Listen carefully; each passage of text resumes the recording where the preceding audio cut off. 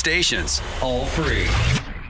WINZ AM Miami, WMIB FMH. Dude, we helped make the Lumineers big big in South Florida. Radio app for all your sports, music. The shit ton out of that song. Sounded so good. Fox Sports 940 Miami. 30 seconds. Here's what you need to know on Fox Sports 940 Miami. The Dolphins play their final preseason game tonight in Tampa against the Bucs, with both teams using a lot of their first-team players. Many of the younger Finns are trying to make their mark in their final chance at 4 cut down. Stand by. Coverage on our sister station, 610 WIUD, begins at 5:30. There are 2 other NFL preseason games this evening, including Jacksonville at Atlanta. Trevor Lawrence will be at quarterback for the Jags. Miami Hurricanes held their first practice. Looking ahead to next Saturday's game with Florida, tight end Cam McCormick said it's been an excellent level of play throughout, but they've reached the point that they need to play someone else. Actually, it's another 40 seconds because Erica screwed you. With Florida State opening its season in Dublin, Ireland, with an ACC matchup at noon with Georgia Tech. And Miami CF had a light workout this morning, getting ready for a showdown with FC Cincinnati tomorrow night. With the win, they're in the MLS Cup playoff. Coach Tata Martino says Lionel Messi is out, but after training 3 times this week, it won't be too long before the captain returns to the field. And the Marlins, losers of 3 straight to begin their homestand, open a 3-game weekend series tonight against the Chicago Cubs. Max Meyer set to be on the mound for the Fish. Coverage here on Fox Sports 940 Miami begins at 6:40. I'm Erica Rodriguez, Fox Sports 940 Miami. Okay, here we go. Casting live from the Fox Sports 940 Anna Jar and Levine Accident Attorney Studios. Call 1-800. Wait, there's only 2 of you in there, right? Free. That's Got it. 800-747-3733. It's not Mike 2? Oh, okay. Got it. There's a new. Give me a check. Tell him to give me a check. Fridays are on your official home for Miami Dolphins. Got him. Cool. Alto. Stand by. Diaz are talking Fins. That's right, we are live. Fox Sports 940. I'm with Althoff, Luis Diaz joining me for Football Fridays. This is the second week, and Luis decided to show up here in studio today. Sorry I was in California. Sorry I was living my dreams out there, dude. Dude, I love California. It's so nice out there. I hate it. I realized that my dreams were wrong.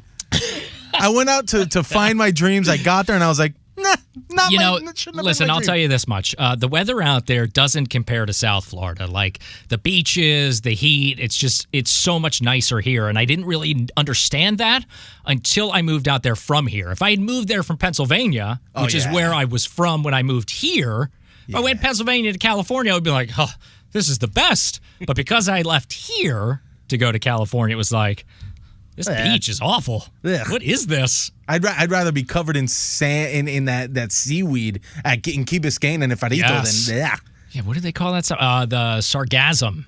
That's what they call it, sargassum. Hey man, dump that. Yes. Dump that. I don't think we're allowed to say that. I don't think we're allowed to say Sargassum. That's all that seaweed that comes over from the coast. You know who's never seen the sargassum?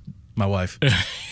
Because she doesn't go to the beach. Starting early, Lewis. We got the Dolphins coming up tonight. That game is going to be over on 610 WIOD. The Dolphins are in Tampa Bay to take on the Buccaneers. You and I are going to be here until 6:40 tonight talking about the Dolphins and the final week of the preseason happening right now.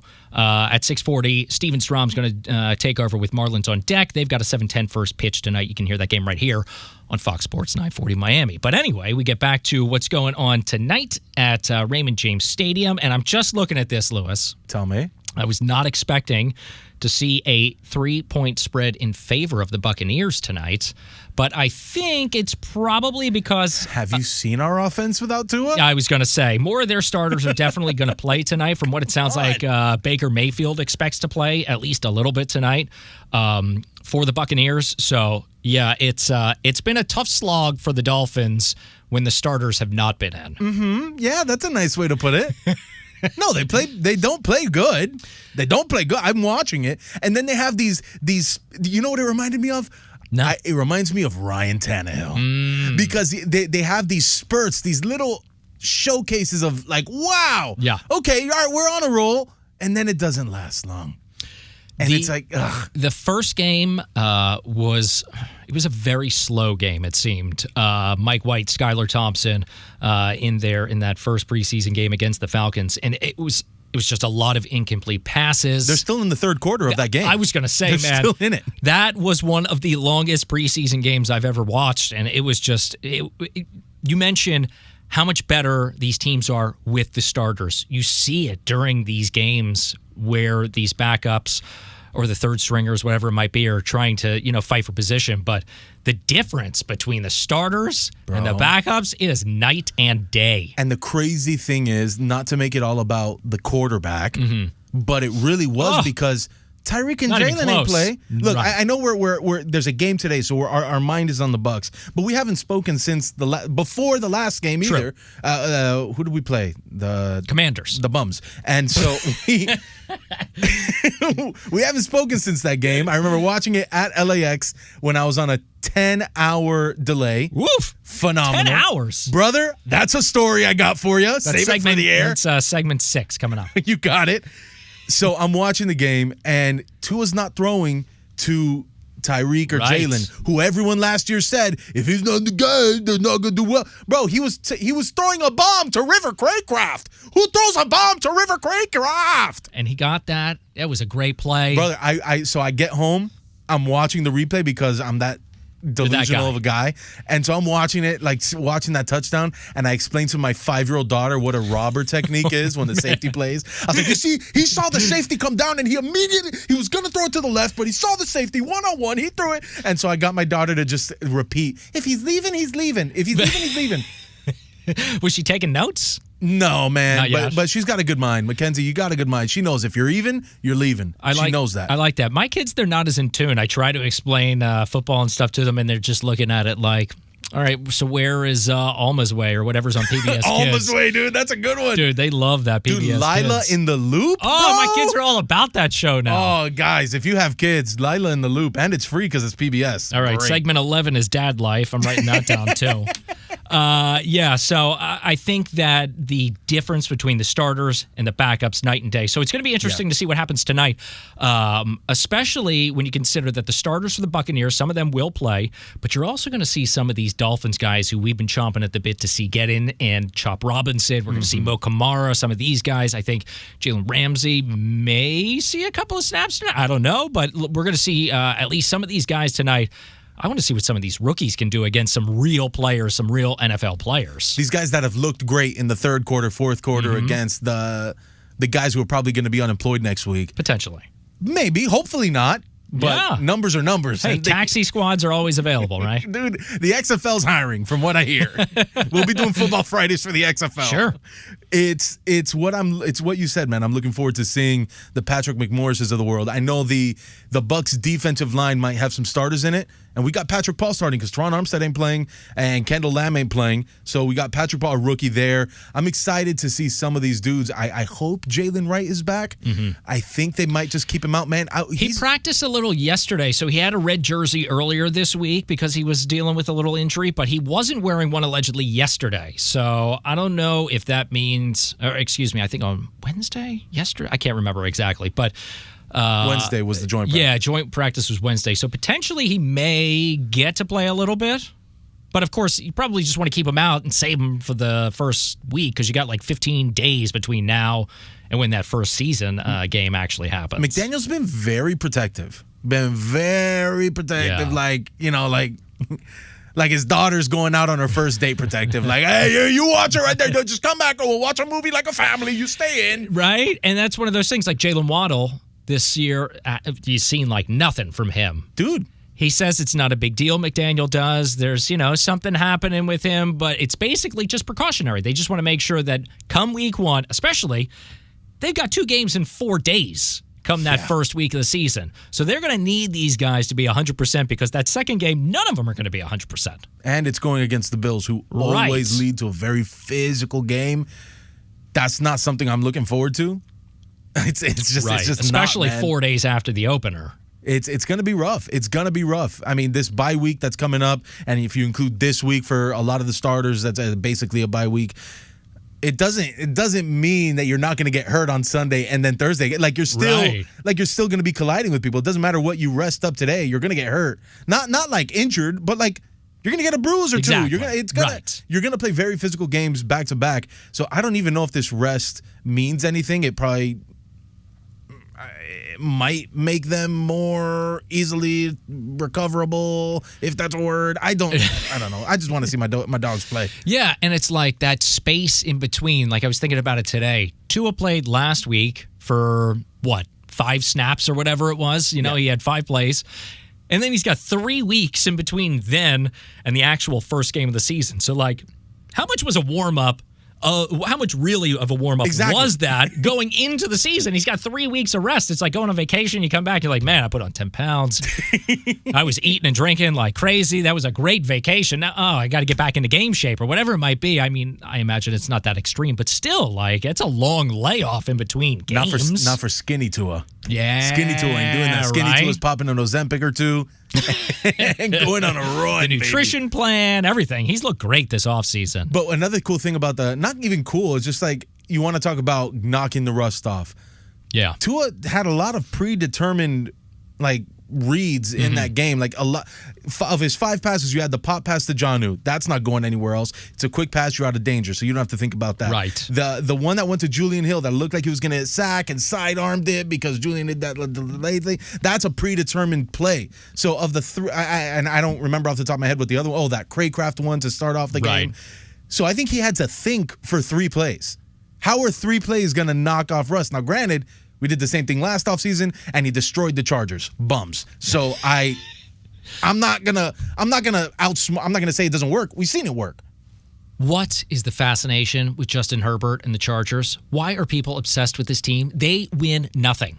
He's pretty. You know what? That's all it is. It's his hair, right? You know what it is, dude? These Chargers love themselves a Phillip Rivers. Right. Justin Herbert is Phillip Rivers. Right. He's never going to win anything, but his stats are going to look good, and everyone's going to say he's one of those top 10 quarterbacks. Right. But he's Phillip Rivers. When I see him listed ahead of Tua on some of these charts, I'm like, what are you talking about? Look at these 2 guys. The one guy is leading the team to the playoffs. Yeah. The other guy's doing nothing. And he lost all his receivers this offseason. No, and my favorite one is the people still calling Tua injury prone. And calling Joe Burrow the top 3 quarterback in the NFL when Joe Burrow's missed more games than Tua Tagovailoa. Right. He missed a lot of time last year. So we'll see what happens tonight, though. Tua last week, I just love looking at the stat line. 5 of 5, 51 yards, touchdown, 148.8 passer rating. Can't beat that. He's a Samoan god. Let's just keep that going all season long. Tonight, the Dolphins in Tampa. They're taking on the Buccaneers at Raymond James Stadium. The final preseason tune-up for both of these teams. We've got a lot of stuff coming up here on Football Fridays. OJ McDuffie, legendary Dolphins receiver. He is on the pre- and post-game show on the Miami Dolphins radio network. He is going to join us around 5:15 to talk about this game tonight. We're also going to talk with Brandon Kravitz. He is one of the co-hosts of the Fantasy Fix, which you can hear right here on Fox Sports 940. Sundays, 10 a.m., starting September 8th as we get into football season. That is the opening day. Well, opening weekend, I should say. Opening day is there's 2 opening days before that on the Thursday night and the Friday night. So opening weekend is when that game happens. You can hear Brandon. He's coming up around 4:45. That is Luis Diaz. I am Will Althoff. This is Football Fridays on Fox Sports 940. So what do you think about the word salad? International man of mystery. Austin Powers, step aside. Mike McDaniel, he's a politician. He says everything and nothing, dude. Right? He just talks, and he's just you get lost in his words. You're like, where is he going? And then you forget where it even started. It's so funny because every time I hear him talk, I see that vape pen on the sideline. And I know what's in that pen. Oh, man. And it's the coaches don't get tested. Right? Hey, as long as you win on the field, have a blast. Some of the starters, yes, and some no. I will talk about this week. Everybody was looking at that picture of him with his hair all over the place and the tinted glasses, and everybody's like, look at Miami Mike. Yeah, man. I will say that I watched the press conference when it happened, and he was literally asking for water as soon as he got to the table. He must have been because he runs all over the place when he's out there at practice, so he must have been just running around like crazy, and he just slugged a bottle of water down. So I think he was just sweaty, and he's always wearing the sweatsuits. Always in the sweatsuits, It's bro. 100 degrees outside. Why? My favorite thing is we know his battles in the past, so we know he's 100% sober. For a sober guy to look like that, right? Mike, take a nap, bro. Right? You deserve a nap. It's preseason. That guy looks like he's getting bottle service at Live with a bunch of girls who just came over from Eastern Europe or something. And Cunha tweeted out tonight that the second half is going to be led by the assistant head coach. the tight end coach, I think. Embry. Yes. Embry. That he's going to take on head coaching. I think, Mike, bro, give Frank Smith, our OC, give him the job. Take a nap in the second half. Right. The starters, go to Denny's after the game. Nah, he's not that guy. I don't know what they got in Tampa. I know it's not good because I've been there a lot. It's not a good place to be. So just go, after the first half, let the bench warmers go play. Come back home. Take a nap. Well, that's the thing. You saw on Hard Knocks last season, he can't relax. He's looking at film at 3 o'clock in the morning in his office, like in the dark. Like that guy lives it. And then we're talking about super dads that watch PBS with their kids. That man takes his daughter to go run on the field. Right, yes. Like can't let me beat do it. that. I can do that. I don't even have the energy to think about what this guy is doing. Like, it's amazing how much work you have to put in to be a head coach and to just get out there and do all these things. And we see how much work. It's on his face. And to see, and he's one of these guys who's just created all of these new concepts and these sort of things. So, his mind is just working and working and working. And it's just it's crazy. I can't even imagine how you remember all the things. OJ mentioned there's a 22-word play call. That's one play. You got to remember 22 words, and then you got to remember where you are on the field. I'm out. Can't do it. At that point, you nickname that one the delay a game. That's that way it's quicker, and you won't actually get a delay a game. There it is. A2, we're running delay a game, all right? And he's like, I know which one. And then he tells everyone delay, and everyone knows their job. That's a Reek go. Yeah. That's not us. That's a, hey, everyone have fun. Exactly, right? But, it's funny. He did say, and I know he's a man of honor and integrity, unlike anyone associated with the New York Jets. Will, he said starters are going to play. Yes, so he did. All I can think of is which ones. I am positive we're going to see starters on the O-line play. Right. Because I think those are the ones that just, for lack of a better reps. phrasing, they need the practice, bro. That's it. Liam Eichenberg, I guess, maybe he needed a nap because I saw him laying down on the grass a couple times. And it's great grass that I saw Hard Knocks. Ooh. Stephen Ross puts a lot of money in that Super fresh grass. And the person who appreciates it the most, Liam Eichenberg. Right. And he was on there loving it, just rolling in it. And I want him to get the reps because he's got the ability. I need him I need to see it. So I know there's a few O-lineman starters that are going to play. After that, I don't know what other starters are going to play. Yeah, I think that it's interesting on the other side. The Buccaneers, we're going to hear from them coming up. They're going to play some of their starters. Baker Mayfield, I imagine some of the defensive starters will play as well. So it's at least good reps for our guys who are in those rotations or fighting for jobs. They can play. And you're mentioning some of the starters on the O-line. If they're playing against some of the starters on the D-line from Tampa, they're getting some good work in. It's actually worthwhile for these guys to get out there and run a couple of reps. You always fear the injury. Something might happen when you got your guys out there, but it's at the same time, when you're just going to hold everybody back and hope that week one, they can get injured week one. Another thing is, we're thinking in the terms of Mike McDaniel, but I also wouldn't mind seeing Tua for another one series. But, let's see Jalen Waddle. Let's see Tyreek. Both of them are out of there. Right.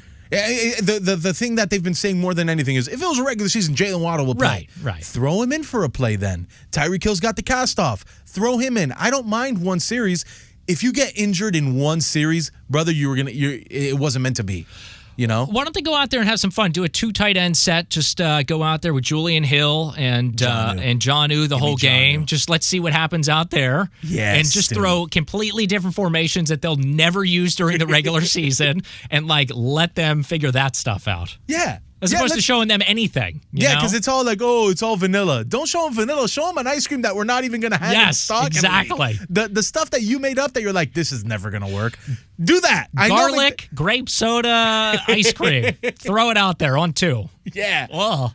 It's my mom, God bless her soul, she always loved using the slow cooker. The problem is she forgot to put anything good in the slow cooker. So her slow cook recipe were so bad, but she never gave up. Mike McDaniel, I need you to think like my mom and just put the worst combination out there. Think like Lewis's mom, Coach. And just make bad decisions. Let it simmer. Make the worst decisions. We pray for my mom. She is Puerto Rican, so God didn't bless her with the best hand. But she's a great person like all Puerto Ricans are, and they try their best. Mike McDaniel, be my mom. There you go. I like that tonight. Let's see some interesting sets out there, things you're not going to expect. Just throw them out there. Why not? Have some fun. At some point, put Teron Armstead right? in the wide receiver. We saw what happens the rest of the time. Yeah. We've seen all the incomplete passes. We've seen the penalties and all of these sort of things. Let's go nuts. It all comes down to, Will, it can't get worse. Ooh, there it is. It can't get worse. If you're not going to have Tua and the starters out there, let's get wild. Let's go crazy. That is Luis Diaz. I am Will Althoff. We are here Football Fridays, taking you up to Marlins on Deck, happening at 6:40. Their first pitch happening at 7:10. Tonight's game, the Buccaneers and the Dolphins, happening at Raymond James Stadium in Tampa. That is going to be on 610 WIOD. Pregame starts at 5:30. We're going to come back on the other side with some sound from the Buccaneers, head coach Todd Bowles, and starting quarterback Baker Mayfield. That's coming up here on Fox Sports 940. So here's the thing that I'm noticing, Lewis. Baker Mayfield hasn't played at all this preseason. So he's been waiting for this game to put in his ones. Correct. And that's like how the Bills, the ones only played in game 1. Right. And they didn't play in game 2. People are messed up from going from 4 to 3 games. Totally. To 3. Like, they don't know when to play the starters and get them practice time. In 4 games, everyone knew a quarter, a half, almost the entire game. Out. And then nothing in the Right. 4th game. Now everyone's just changing it up. Yeah, like I'm looking at who played in the last game, Buccaneers at Jacksonville. I don't see anybody. None of their receivers, none of their running backs. Kyle Trask and John Wolford were starting at quarterback. And same thing the game before against the Bengals. Nobody. They played nobody. So it looks like I hope one of their aunts or grandmothers or family members are listening to you. It's like they called you nobody. Oh, yes, I shouldn't say that. Yeah, a bunch of bum nobody wannabes. None of the starters played in either of those games, from what I can tell, at least on the offensive side. So, yeah, this is the game where they're actually going to get in there. So now the question is, like they asked Todd Bowles, how much are these guys going to play? Like, because they need some game speed, are they going to play a lot? Or is it going to be like last week when Tua played and they were like, all right, you're good. We saw what we needed. You can go. Like, it's a weird thing of everyone's thinking about injury. Of course. Nobody's thinking about preparation. Right. Are these guys pros? Like we saw last year, Teron Armstead didn't practice. Ever. Always did not participate in practice. And when he was on and then he played in the games, right. Even that week. And it was the weirdest thing where I guess these NFL players are just so in shape. It's not like back in the day where these guys had jobs. I remember I read the book on the 1972 season. Dude, first book. I'm very proud of myself. That's awesome. Congratulations. I actually read a book. It was about the 70s. And a lot of these guys had jobs. Right. And so I guess it's that mentality of, knock the rust off for those guys. But all these NFL players now, their bodies are fine. Trust me, they're fine. But that's what it is, right? The nutrition. It really is. It's the workouts. It's the training. It's all of it. These guys are like so regimented in everything that they do. And with all these joint practices, they're getting the competition. Right. The only thing that they're not getting is quarterbacks getting hit. Right. And that's fine. That's good. But like they're getting all the simulation in practice. So, yeah, with the way they're keeping their bodies in shape, plus these joint practices, I can see a reason not to play anyone except for the guys who are battling for those last 10 spots. Yeah, and it's like, okay, so you're going to throw your starters out there tonight. I just mentally, like you said, quarter, half, maybe a full game. Not at all. Nothing the fourth game. In the fourth. And now it's like, if you get a series, it's like, okay, I think that's enough. Or like, if you play a quarter, it's like, okay, I guess I got to pull you out. Like, like you said, it's just, everybody is so confused to how to go about it. And I think it was really Sean McVay a few years ago who was like, I'm not playing anybody. Like, these are preseason games. These guys are professionals. They know what they're doing. We'll be ready for the regular season. Let the backups come in and fight for jobs. And let the rookies get their reps. And it really seems that a lot of teams are taking that at least mindset. You know what's funny is I saw the Commanders, Dan Quinn, say that, hey, Jaden Daniels, he's our one. He's our starting quarterback. Right. He's not going to play anymore in the preseason.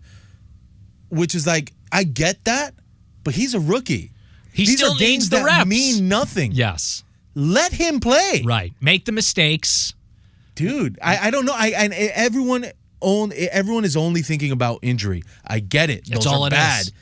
But some guys still need the reps. So when you're telling me Caleb Williams, he's not going to play, or when you're telling me Jaden Daniels not going to play, Dude, get these guys the reps against other NFL players. Yeah. They're there for, do it. It's like a big company is always afraid of getting sued. Yeah. In NFL, they're afraid of having their players injured. It's like the same idea. They do everything they can to be like, just, please, don't we're not even going to play the guy for more than 2 snaps. That's it. And he's going to hand off. Yeah, because in the regular season, injuries turn off, right? Right. So that first injuries week, are a preseason thing only. Ask Aaron Rodgers how that goes. That's my favorite. 4 plays. I hate that guy. 4 plays. I hate him. It's over. We'll see what they do this year. But there's no amount of ayahuasca in the world that can heal an Achilles. And if someone can tell you that, it's freaking Aaron Jones. Aaron Rodgers. So I think tonight we'll see some of those starters on the Buccaneers side. It's a question of how much we're going to see those guys play. But last year, the Buccaneers, let's see, what did they do last year? They were all right. Did they end up making the playoffs at the end? Didn't they make the playoffs at the end of the season? I feel like, let's see. This is something we should know. I know. I had this up before, and now it went away. And now I'm all like, wait, what was it? So I'm going to vote no. I'm going to vote no because they were bad. They were 9-8. Yeah, no one makes it. Let me see. In the NFC, maybe. Yeah, they did make the playoffs last year. They lost in the divisional round. I was going to say wild card. They were first in that division. They won their division at 9-8. Brutal. Yeah, and that's why Baker got the big contract because they ended up making the playoffs. I remember all this. Okay, so they made the playoffs last year, 9-8. They were 8-9 the season before. They play in a terrible division with the Falcons and the Panthers and who's the other? Oh, and the Saints. I wish we could transfer to the NFC South. Such a brutal division. Perennial Super Bowl contenders. 4 years in a row they've made the playoffs, have the Buccaneers. The last 3 they have won the division. So we'll see. But I don't know. I think if you're looking at all the Florida teams this year, I think the Dolphins have the best chance of making the playoffs, right? Well, yeah, because Trevor Lawrence is just a younger Justin Herbert, right? Bum that can't win anything and is so gorgeous, such great hair, such a big guy, big arm, doesn't know how to throw a football. That's fine, good for him. He got his money. Baker Mayfield, according to Tyreek, one of the top 5 quarterbacks in the NFL, but according to everyone else with eyes, right? Bum. So yeah, obviously the Dolphins have, you know what? The University of Miami Hurricanes have a higher chance at winning the Super Bowl than the Buccaneers. Ooh, I like that. Only one team can win, so yeah. It's pretty good guesstimation. Yeah, but one of them is not in the same league. That's true, but that's it. Like they still have the potential. FIU, baby. FIU's going to win the Super Bowl. All the way. Get the Lombardi before the Jaguars. We got more coming up today on Football Friday, the Fantasy Fix, co-hosted by Brandon Kravitz. He is coming up at 4:45 to talk a little bit to get you ready for fantasy football season. OJ McDuffie, legendary Dolphins wide receiver, pre-game, post-game co-host on the Miami Dolphins radio network. He is going to join us around 5:15 to talk about tonight's game between the Buccaneers and your Miami Dolphins happening at Raymond James Stadium in Tampa. That is Luis Diaz. Yes. I am Will Althoff. We are coming back on the other side on Fox Sports 940. Back here on Fox Sports 940. Football Fridays. I'm Will Althoff. That's Luis Diaz. And we're here till 6:40 tonight. The Marlins game coming up, 7:10 first pitch. Their Marlins on Deck is coming up at 6:40 tonight. The pregame show for your Miami Marlins. The Dolphins tonight in Tampa to take on the Buccaneers, the final preseason matchup for both of those teams. And we've been talking a bunch about that today. What do you think? Dolphins by 100? No. I know, right? Because the starters aren't playing. Not with what I've seen from Skylar and Mikey. Right, and the Buccaneers are starting some of their players. It's like... They got their starters. We got our guys, our 100% effort guys. It's so funny, man. Like, I remember playing high school ball, and there was those guys that were really great, and then there was guys who just gave all the effort they could. I call them the Joel Anthonys of the world. Do you remember Joel Anthony? Yeah, the Heat Center, yes. Zero athletic ability, but 100% effort. That's who we've got playing. We got a bunch of Joel Anthonys, all heart and some talent. Hey, I think they got a shot tonight, right? I mean, how long are these starters going to play for the Buccaneers, right? Hey, we're undefeated in the preseason. That is 100% true. Knock on wood, but we are still undefeated. And the Buccaneers are 1-1. And our defense has been nasty. Right? We talk about how boring our offense has been when Tua's not in there, aside from the few highlight plays. Mm-hmm. Our defense has allowed 1 touchdown in 2 games. And this is the first year under Weaver. Right. And these are the backups. love that everybody this year seems to be a little more excited about the defensive scheme and how it's being led by Anthony Weaver this year. The Vic Fangio experiment just was not a good one for the Dolphins. I heard that they're doing this new thing in the defensive meeting rooms called smiling and laughing. It's a new thing that with Vic Fangio was not allowed, but now they're doing it, and supposedly people are happier. I don't see how one leads to the other, but apparently with more smiling in the meeting room means happier players. And you would think, like, the Mike McDaniel idea of, hey, man, we're all just buddies out here trying to accomplish a goal. Like, it seems to work for him. Like, but here's another thing with the Fangio thing. How come there's no tampering or anything? How come we didn't get a draft pick with that? Like, you got me started. Didn't you? What is that? You wanted to get me started. How have the Feagles not lost a first-round pick? Right? When Stephen Ross, who's rich, went on a yacht with another rich guy who happened to be Tom Brady, and we lost a first. Right? They stole a coach. We didn't even sign that player. Had we signed Brady, take a one. Lewis, I get it. There's no way, considering how quickly Vic Fangio signed that contract with the Eagles, that there weren't already plans in the works for that to happen. Tamper, I barely know her. Right, and here's the thing. They tampered. He was still under contract here. Yes. Still under contract. Yes. So, like, what is happening here? You want to know what I'm thinking? He was such a toxic presence in the locker room. It seems like that it. we're not that the Dolphins aren't even filing charges. Like, you Just know what? let 'em They go. took him. They took him. You take them. Have a blast. And from what I've heard from the Eagles fans that I'm friends with, I know I don't have good friends. From the Eagles fans that I'm friends with, he's not gotten any. Like, we've heard Brian Flores talk about, I've grown as a human. Shut up. But apparently Vic has not, and the defense in Philly is not having the best of times with him. We're going to see what happens. It'll be interesting to see what happens with the Eagles and go, see, this was it. This was it. Yeah. See? I always look at Emmanuel Ogbah, who came in here and last year, like, just struggled in that system under Vic Fangio. And as soon as Fangio was gone and they needed somebody, they were like, hey, Emmanuel, you can come back now. You're good. Come on back. We got rid of him. Come on back. It's safe. You can come. Right? You can get in here. It's crazy. That's what she said. So the teams most likely to get injured this upcoming NFL season. This was a study conducted, that's the word I'm looking for, by Las Vegas, personal injury lawyer H&P Law. I don't know. I don't know how they got their hands on this, but they say that the Titans are the most likely team to get injured this NFL season. Number of players listed as out for regular season games, 224 between 2020 and 2023. So that's how they're basing it, I guess. How many players have missed games over those seasons? Is it the players that they're counting that make up the current roster, or is it the team, the Titans, have had that many people through that window? It's through those years. So the number of players listed out for regular season games in those years, 2022 through 2023. I was going to say, because the Bears, we talked about it last week, Will, are one of those teams that, like, everyone on there, that as great of a name they are, they love being on the injured reserve even more than being on the field. Hey, getting paid to hang is always a good thing. So much fun. It's the best. You get to sit in the press box, in the owner's box. It's such a good time. I'm looking at this list, top 10. Dolphins not on it. Hey. Dolphins are not on it. That's good to see.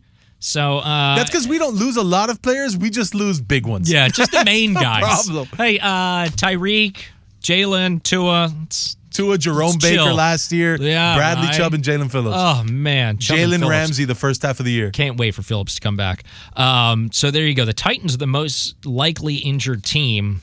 I guess I always wonder about these things, because it's like, how much do players that miss games in 2020, what does that equate to in 2024? You know what I mean? Like, is that really a good comparison? Do these things actually make sense? It means there's a couple salesmen at a couple car dealerships that are prone to get injured.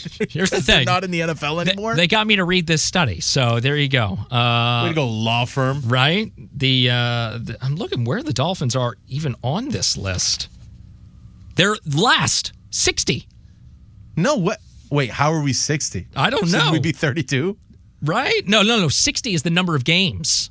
Really? Missed. That's what it says. That's what. So it really is what we said. We don't lose a lot of games. We just lose the main important games. NFL website. Okay, so examine data from the NFL website on the total number of games missed by players in the 2020 through 2023 seasons, shown by the number of players listed as out for regular season games.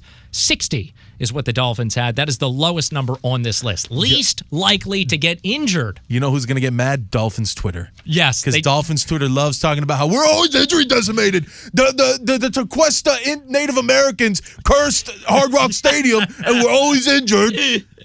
And I drank that Kool-Aid. I'm like, dude, we got to curse. We got to reverse the curse. But you think about it, at the end of the season last year, injuries were what killed the team at the end of the season. Yes, on the defense, as we talked about before, like that was the biggest thing for this team. So, but when you think, now think about it, was really just 3 starters. Right. It was 3. It was Jerome Baker and the 2 edge guys, Chubb and Phillips. And how many games do they miss? You know, Chubb and Phillips. Phillips went out the Black Friday game. Is that right? Yeah. That's what he missed, like 5 games. Right. So this number, like, it still stays pretty low as a result. I hate it. This is right, and now I'm like, way to jinx us. I know. I'm like, I wish I didn't read this. This is terrible. Why? Knock on everything, my dude. Man, I don't have any wood to knock. Oh no, here's some faux wood. We'll knock on that. Okay. You see, this Travis Kelce's going to be in Happy Gilmore 2 potentially. Doing what? I don't know. Happy Gilmore 2. Do you think it's going to be any good? I mean, you're talking to a guy who loves the Fast and Furious movies. Oof. Bad film, bad cinema. That's this guy. Hey, they keep making those movies because they make a lot of money. You know why? I buy the tickets. There you go. I watch those things in theaters, my guy. I don't wait for it to come out on Peacock. I watch it in the movie theater. Lewis is there at midnight for the opening showing. Oh, dude. Popcorn in hand, ready to drift. There's only 2 franchises that I saw the midnight premieres of every single movie. That's Twilight and Fast and Furious. Are you serious? Swear to God, I saw amazing. I was a musical theater kid. I had a pass. Twilight, man. Yeah, it was huge. Yeah, bro. So, Happy Gilmore 2. Adam Sandler says, people have been asking me for a long time, do Happy Gilmore 2. And I always like, nah, I'm only going to let you down. So now he's decided, you know what? Why not? Now's the time. Now's the time to let everybody down. But he's come out with so many bad movies. Grown Ups was amazing. The Netflix deal that he signed where he just pumps out all of these terrible movies. Awful. It's amazing. Grown Ups was great. After that, I haven't seen him do a good one. And still, he made this Hubie Halloween is the name of the movie. It's on Netflix. Halloween? Hubie Halloween. It is so Adam Sandler bad. So I love it. It's Adam Sandler style bad. Right. And he has so many of the old characters make cameos, like the orderly in Happy Gilmore that takes care of his grandma. Okay, he makes a cameo in Hubie Halloween. Like Ben Stiller as that character makes a cameo.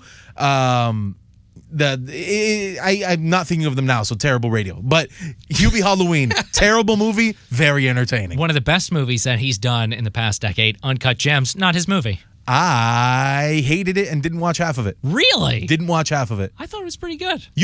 Everyone thought it was good. I don't know. And what was the other one where he was like the... What does that say about me?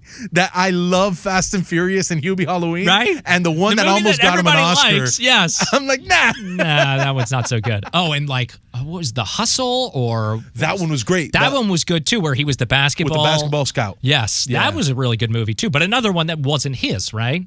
What do you mean it wasn't his? Like, all these Netflix movies are movies that he has written and produced or whatever. Sure. But those 2 movies, I don't think those are his films. I think he was just in those films. Great. Right? So, like, he's giving Netflix all the garbage. And he's like, you know what? The good stuff? Yeah, I'll take those. Here's the difference between his movies and not his movies. His movies are the ones where he goes, exactly, right? Dude, Uncut Gems. I got a killer Adam Sandler impression. I didn't even realize. That was it. That was right on. A24. That was an A24 movie, Uncut Gems. Directors were not him. Yeah, producers, not him. It wasn't produced by Billy Gilmore, Happy Madison? Scott Rudin, Eli Bush, Sebastian Bear McClard. That's so good. So there you go. That's a movie. And then the other one, what was The Hustle? I can't remember exactly. Oh, Hustle. There it is. Yeah. That movie also not his. No, it was his. Excuse me. Happy Madison Productions. That was his movie. He wasn't a director or anything. I'm thinking of Travis Kelce in Happy Gilmore 2. Right. the guy who played Shooter McGavin. Yes. He's been in other movies. Yes. But the character he fully identifies with is Shooter McGavin. Like, I think his Twitter handle is Shooter McGavin. Chris McDonald. Yes. He is going to be in it, allegedly. That's so good. Right? You got to have Shooter. He needs it more than Adam Sandler does. Right. For sure. The way he doesn't have $1 billion Netflix deal. He's not getting paid like that. He's become Shooter McGavin. Right? I imagine that Travis Kelce just plays some rando like Pro-Am, he plays himself. Bob Barker. Yeah, he plays himself. He's on some Pro-Am tour with Happy Gilmore or whatever, and they're like paired together. Yeah, I'm seeing it now. If he plays, it'll be great if he plays like Shooter McGavin Jr. Oh, that'd be awesome. But that's right? too much acting that I don't want him doing. I don't know. Maybe I want to see it do. now. Yeah, why not, right? I want him to do what you said. Just be that Pro-Am guy himself. That fights Happy Gilmore and is, bad at acting, which is completely acceptable in these Sandler movies. I can't believe that movie came out in 1996. Wow. The thing that I can't forget is Julie Bowen is like the mom from Modern Family. Yes. Is her. Yeah, right? God, she forgot ages about that. Great. She's his agent or something, right? Yeah. Well, she like works for the tour. Yeah, that's what it is, right. Shooter McGavin, Happy Gilmore too, potentially, with Travis Kelce. Yeah, we'll see. They say it's a Netflix thing, of course, because everything he does now is Netflix. And I guess Kelce was talking about potentially doing this. At least he had interest back in May on his podcast, New Heights. So it doesn't say anything about when this movie might be filmed or written or come out or anything. It's just being floated out there at the moment, it seems. Well, you think he went to his girlfriend and was like, babe, I love Happy Gilmore. Can you please make a phone call for me? Can you get me in the movie? And she called Adam Sandler and was right? like, look, I'll be in the cameo. I'll do a cameo too. You're welcome. How good would it be if she played like the song for the whatever is featured in the film? She got roped into that. That would be remember amazing. when he takes Julie Bowen to the ice rink and does the song plays? Right. They recreate that scene. It's a Taylor Swift song. That would be amazing. I don't know about you. That would be fantastic, right? Just I don't slide her in think that so. cameo. I would not like it. It's not going to happen. I can't imagine that Taylor Swift is like, she's like, I'm good. I'm all right. I don't need it. You go do it, guys. It's Football Fridays here on Fox Sports 940. WINC AM Miami, WMIB FM HD2 Fort Lauderdale, and iHeart Radio Station. Listen on the free iHeart Radio app for all your sports, music, and podcasts. Free never sounded so good. Fox Sports 940 Miami. He's down the left sideline. He wants one. He's got it. Touchdown, Miami. You're up. Cheetah in town. Football Fridays are on your official home for Miami Dolphins football. Will Althoff and Luis Diaz are talking Fins. We're back here on Fox Sports 940. that was weird. I was expecting music there. Yeah, it was like a nice little brrr, and it was like us. And there we are. Luis Diaz, Will Althoff. We are here on Fox Sports 940. It is Football Fridays, and tonight we got a big game between the Dolphins and the Buccaneers.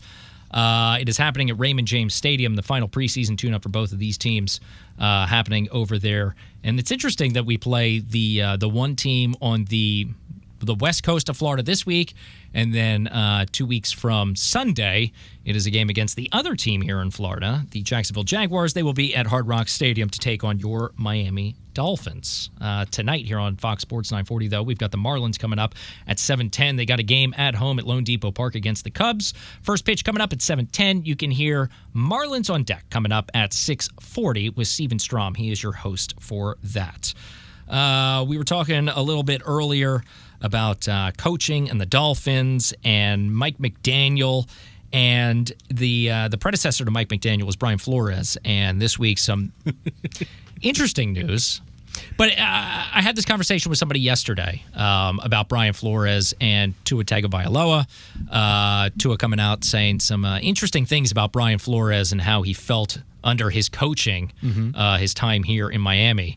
I think it's one of those things that people here who follow the Dolphins in South Florida, they know what's going on. Like, they knew that Tua and Flores didn't have a great relationship, didn't see eye to eye, had its struggles. Tua's talked about how he just felt like he wasn't a good player under Flores, how he really doubted himself, and things have turned around since Mike McDaniel has come on board. But Brian Flores coming out this week as well and saying that he's taking what Tua said and really trying to be a better person. But I think it's because it came out nationally that more people are talking about it this week, whereas here in South Florida, a lot of us are like, yeah, these guys don't get along.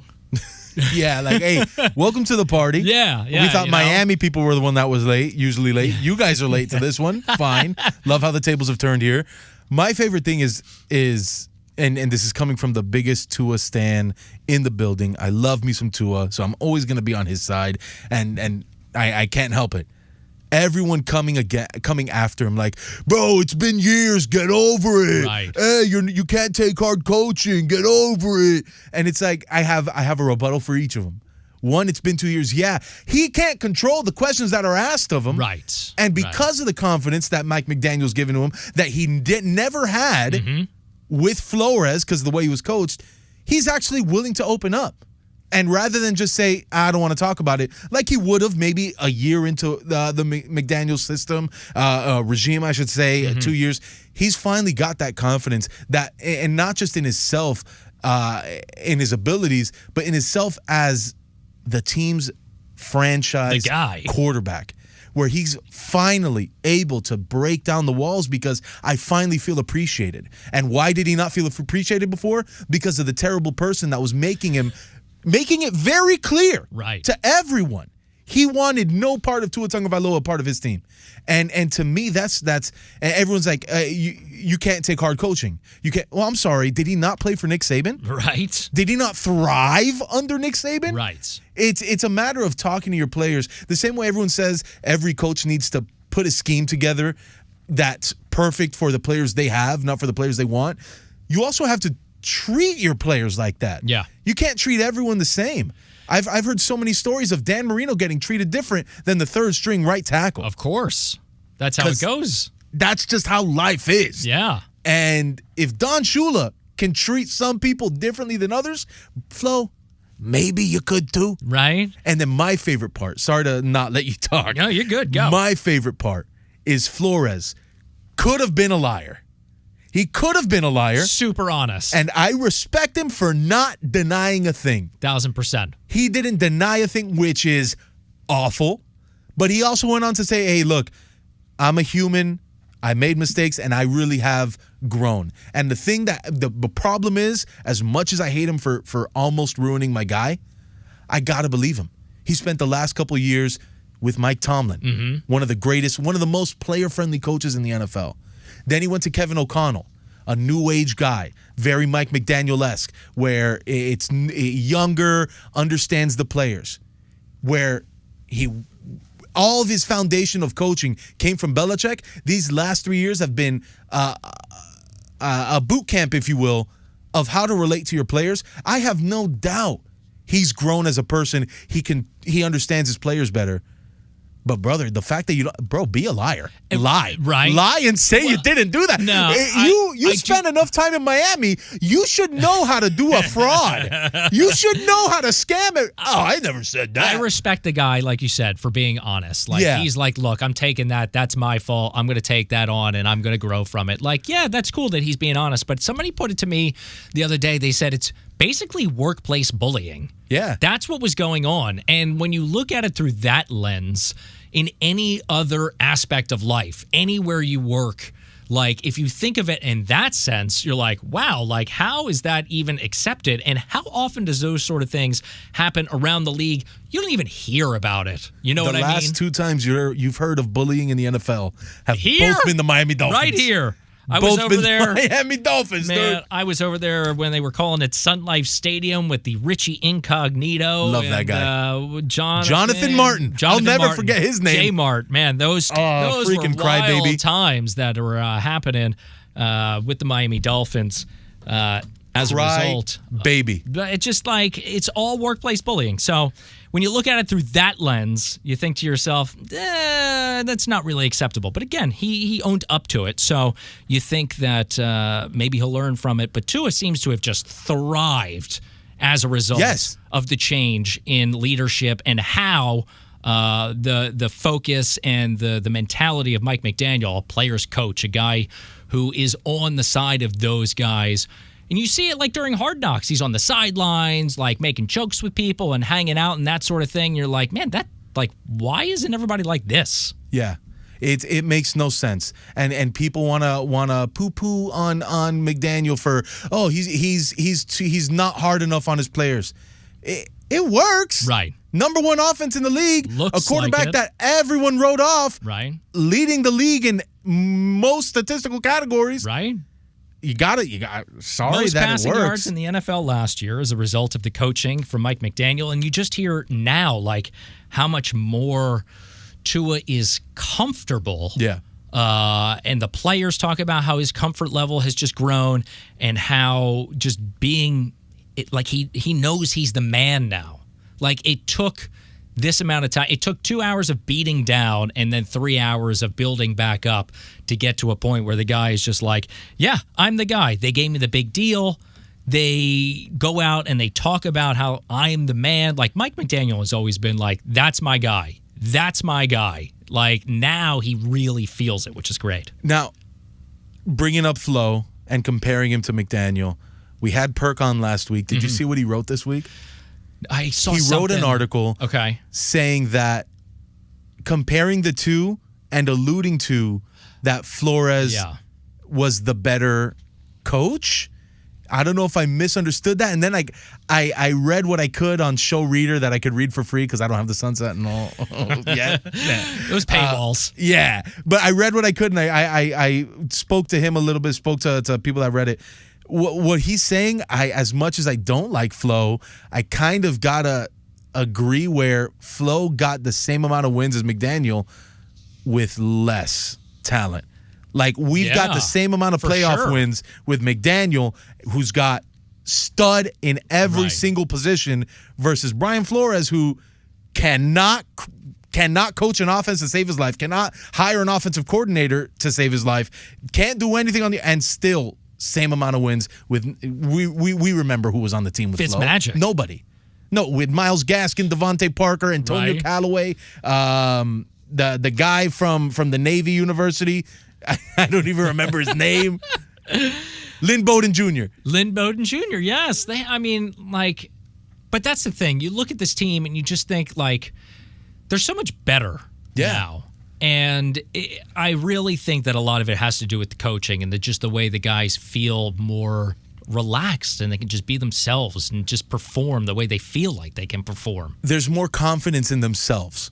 For sure. I feel like that. And yeah, it hasn't led to playoff wins, but I for sure 100% am on Team McDaniel. Not just because he's the current coach, but because I can see the players actually having fun. They're always smiling, happy. joking. Tua screaming, "Show me the money!" Right after he signed the contract, bro. They got these big end zone celebrations they were having last year, like going nuts.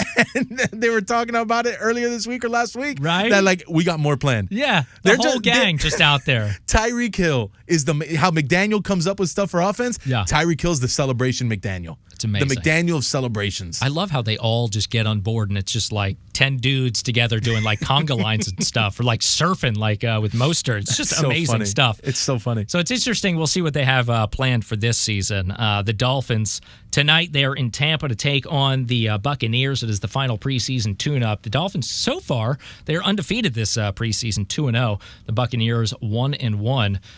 We will see how that game pans out tonight. You can hear it over on 610 WIOD. Pregame starts at 5:30. The kickoff is set for 7:37. Over here on 940 Wins, we've got the Marlins coming up at 7:10. First pitch. They're at home at Lone Depot Park to take on the Cubs. 7:10 first pitch, and 6:40 their coverage gets underway with Marlins on deck. We're going to take you up to that here at 6:40 on Fox Sports 940. And that was what we were talking about in the last segment as well, just how much more confident Tua seems to be this season because he's been just really feeling more secure as the man. So it's cool to hear his wide receivers say the same thing. And Tyreek he's always said, Tua's my guy, he's the man, like, that's my dude. So to hear it from these other guys as well, that's pretty cool. Well, I don't know what exactly were the four things Tua in the Pro Bowl week said he was going to work on. Mm-hmm. McDaniel didn't explain what they were this week either. Right. We know one of them was his size and his slip ability, his to slim down. One of those things was to slim down, become a little more mobile. We've seen that. Yeah. I think another one was to become more vocal because you've heard it from everyone, including Tua. Yeah. Tua was like, look, man, I have to be able to tell you messed up. Mm-hmm.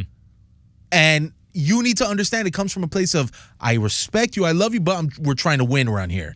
And everyone has been saying the same thing. Everyone's a little bit more vocal, Tua especially leading that charge in becoming more vocal, calling you out on what you're messing up on, calling you out on your BS, and focusing on the task at hand. That's got to be one of the things because everyone's saying it. Everyone's saying it. And I wonder how much of it is confidence in the system in year 3. Mm-hmm. Feeling like, all right, I did really well in this system last year. I was able to throw for the league-leading yards. I threw 29 touchdowns. I really have a handle on this. Maybe he feels more confident and feels like, yes, I can tell these guys, hey, this is where I saw this mistake here. Maybe shift this and we can work it out a little better, whatever it might be. Maybe it's just that confidence of knowing. I don't think it's – I think it's the confidence with the – not even the money, right? The length of the contract, the stability knowing you are the guy. Because before he had that contract, even earlier this offseason when it was unsure, is he going to play out the 5th year, maybe leave in free agency? Nobody knew what was going on. And with that, you got to be a little more nervous. Like, look, I want to correct you, but I also don't want to step on toes. You go tell someone, hey, Tua's being mean to me. Tua's pulling a Flores. I need to talk to his manager. Yeah, well, that's what you want, man. You want the guy leading the men, right? But now that he's got that money, now that he's got that faith from the front office to himself, he can be like, you know what? Yeah. Right. You're doing it wrong. Yeah, you're wrong. I know what I'm doing here. I think of, I remember when Ellen got canceled because of toxic workplace environment. Right. I've been in toxic workplace environments very similar, and it's not Stockholm Syndrome, I promise, but I understand where these big bosses are coming from. Ellen is rude to her employees, not necessarily because she's a rude person. Everyone knows she's a great person. Watch her show. Right. She dances, and she gives money to people. Great person. But if you mess up something on her show, that could cost everyone on the payroll their jobs. Very true. Depending on what you do. So she keeps a tight ship because she wants everyone to have money to put food on their own respective tables. Now that Tua's the guy, Tua's in charge of everything. He said it in his press conference. I am the highest paid person in this office. Right. It's a lot of pressure. It's all on him. Right. And he understands that. He respects that. And he's going to let everyone know, hey, I want to keep this job. How do I keep this job? I win in the playoffs. I bring home a Lombardi. And if you're not going to help me do that, I'm going to tell you how you can help me or kick rocks. Coachers, I like what you did there, the kick rocks. Javon Holland. Yeah. Vic Fangio. It's the players play, the coaches coach. In the end, the players have to perform on the field. The coaches can only dictate what they want the players to do.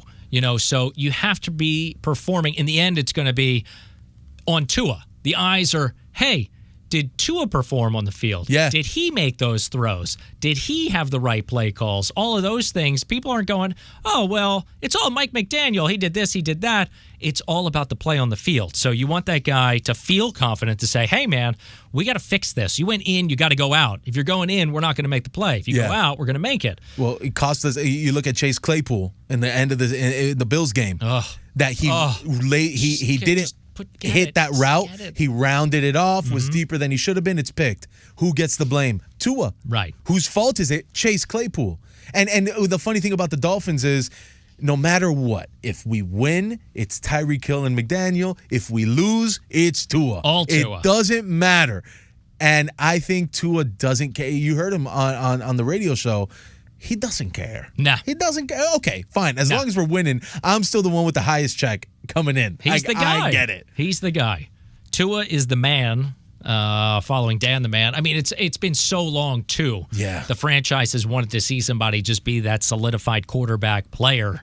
You consider it's been 20-plus years since somebody has been really solidified in that position. Are you saying Jay Cutler wasn't the dude? Man. Are you saying Brock Osweiler wasn't the man, bro? Just the whole list of these guys who are coming through. Dante Culpepper. Are you saying Jay Fiedler wasn't lit, dude? He was pretty good. I just remember what's his name? Culpepper scoring and like pointing at his knee in the end zone because he's like, yeah, I'm all good. Remember, I'm all good. And then Drew Brees is out there throwing for 8 million yards. Yeah. Yeah, Boy. we made good choices. Hey, did this time around, got Tua signed up long term, and it seems like all the players and he himself are just feeling a lot more confident this season. So you hope that they could turn that into success on the field. Speaking of on the field tonight, the Dolphins are in Tampa at Raymond James Stadium to take on the Buccaneers, the final preseason tune-up for both of these teams. It is preseason week 3 in the NFL, and then we've got about 15 days off before the Dolphins will be back on the field at Hard Rock Stadium for week 1. That is September 8th, a Sunday, against the Jacksonville Jaguars. It's a 1 o'clock kickoff. I'm just going to keep spouting out all of the facts that I know about that game because it's like... But it's not going to be 1 o'clock. Right, it's like 102. 1:00. I was thinking 104 because, opening day festivities. Oh, of course, right? Got to give the extra 2 minutes. You got to run out of the tunnel with the flag. Trust me, 2 minutes is a long time. 2 minutes is a very long time. Babe, I hope you're listening. Oh, man. Luis Diaz on the other side of the table. I'm Will Althoff. This is Football Fridays, Fox Sports 940. Back here on Fox Sports 940, it's Football Fridays. Will Althoff, Luis Diaz, and we are taking you up to the Marlins game tonight, 7:10 first pitch. They are hosting the Cubs at Lone Depot Park. 6:40 is when Steven Strom's going to take over with Marlins on deck here on Fox Sports 940. Last week we talked about it. We're going to do it again this week. Who is invited to the tailgate? And Lewis is live on Instagram if you want to drop us a line and let us know who or who not you are inviting to the tailgate this weekend. Lewis, go ahead. I'll let you start with who you're either going to bring or not bring to the tailgate. I think... My mic's off. I think the first person I'm not inviting 100%, and it's I'm gonna leave you with yours. I know what yours is, so I'm not gonna ruin it. Okay. Mine is Daryl or Darrell. I don't want to pronounce his name right, so I hope I pronounce it the wrong way. Okay. Hoosh Doucette. Who's that bum? I'm asking that question. Yes. His name starts with douche. Douchette is his last name. You don't want to have that guy at the party. He is the flag football quarterback. This guy. For the United States. I blocked his name out of my head. This guy came out and said that he's better and more equipped to lead the U.S. flag football team to success than Patrick Mahomes. Like, how stupid could you make yourself sound? And then he said, no, I should be the guy. Like, I've earned it. I elevated the game to where it is. Hey, big guy. Oh, man. Hey, big guy. You didn't do that. Pat Mahomes did. The only reason people play your version is because they don't want CTE. I get mad, and I know that there's people that are going to be watching this when we post it. Yeah. I know that they're going to say, who are you to talk? He's at least at the highest level of flag football. I, in my profession, and I'm a higher level than he is at football. He's playing flag. That is the open mic. Yes. For stand-up comedy, that football is. I like that. He is an open micer that plays on Saturdays at Tropical Park. And you think you're better than Patrick Mahomes? You're not better than Justin Fields, my guy. I love how this guy's like, well, it's a whole football IQ thing. He doesn't understand this game. He plays it different. Listen. I imagine that Patrick Mahomes shows up at a flag football game. He watches for about 8 seconds and goes, okay, I got this. Got it. Especially Patrick Mahomes, because if you're going to target someone that's in the NFL that might not understand it, target the skill players. They're used to juking. You can't juke regular in flag. You got to dip your hips. It's all about the hip movement. You called out the quarterback, the guy who throws 7-on-7 every day. Right. And what is 7-on-7 for a quarterback? Flag football. Nobody touches anybody. This guy's an idiot, and I hate Noah Lyles because these guys just want the press to themselves. Okay, you got it. You're a bum. Nobody's gonna know your name in 10 minutes. Douchette is your name. Douchette for a reason. So but you have to have confidence, right? So the guy's confident in himself and in his skills. Have you seen him throw? No. He throws like that bad movie. Really? Like his bicep is like a perfect 90-degree angle. Yeah. A perfect right angle with the bicep and the forearm. And he throws horrible. He's an ugly guy. I hate him. He's not coming to the tailgate. I'm not inviting him to. Who are you? I'm not inviting Brian Flores. Hell yeah. Even though this week I do like his honesty. It just seems like... he sounds like the guy... Sorry, no, finish. Bad things just seem to follow this guy. You know what I mean? Like, this hasn't gone away in years since he left South Florida. People are still asking him, hey, man, what happened with you and Tua? Yeah. So, like, you don't want that bad energy coming to the tailgate. It's supposed to be fun. It's supposed to be a good time. And this guy... He seems like a little bit of a workplace bully. You don't want that guy to hang out at your tailgate and try and bring everybody down. Look, he does bad things and he doesn't lie about it, meaning he's going to take your girl and tell you.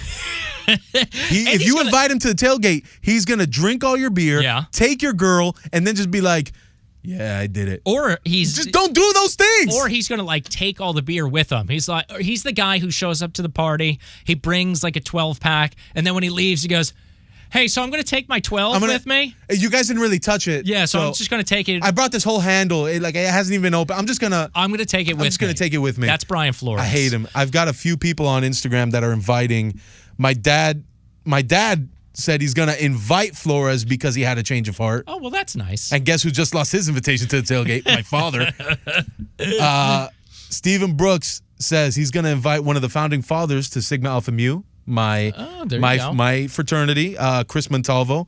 He's one of the founding fathers. West Miami Jewelry says he's going to invite Ricky Williams. Yes. I wonder why. It's party time. Is it for the hang or is it for the other things? 16 minutes late. Past. 16 minutes late. You know who I want to invite? Who are you inviting? Eric Ezekama. Will. I think last week he looked awesome. I was so glad to see him back on the field and performing. That's a guy who really should get an opportunity.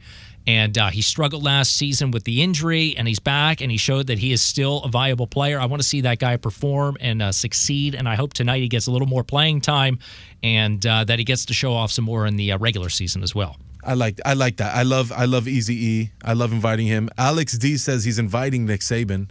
Ooh. On Instagram, Alex says he's inviting, and you know what? I like that one. Now that's interesting because you got the Dolphins and the Tua dynamic with Nick Saban. Like, is Tua happy to see him? Whereas the Dolphins themselves are like, hey, we don't like Nick Saban. It's weird dichotomy there between the two. I invite Nick Saban 100%.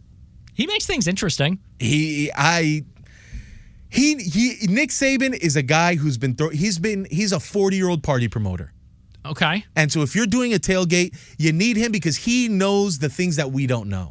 He knows the paper towel thing. Yes. He knows That's the cups, and he's got the perfect amount of plates, and he's got multiple dips. He knows everything. That's why I kind of enjoy, and he knows how to treat everyone the way they want to be treated. That's true. He knows if you're an introvert, he's going to let you sit in the corner and jam out.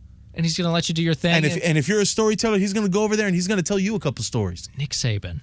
I like Nick Saban. My dad is going to disown me for that. I was going to say, there's a lot of Dolphin fans out there who hear Nick Saban's name and they just can't even imagine that he's invited anywhere. Someone just said, my dad again, Richie Incognito. Oh, now I'm inviting Richie Incognito and Jonathan Martin. Yeah, we can't the cry do that. baby. That's going to be real bad. That's not good. There are going to be fights, more workplace fights. You know who I'm inviting to the tailgate, and we haven't given him a lot of love. We've given him a little bit of love, but not a lot. Is I'm inviting Anthony Weaver. Yes, for sure. I said it earlier today, and it really sunk in when I said it out loud because I've seen the stat. I haven't really absorbed it. This man has given up one touchdown in 2 preseason games. It's vanilla. It's backups. I don't care. The backups are playing against backups. It's even field.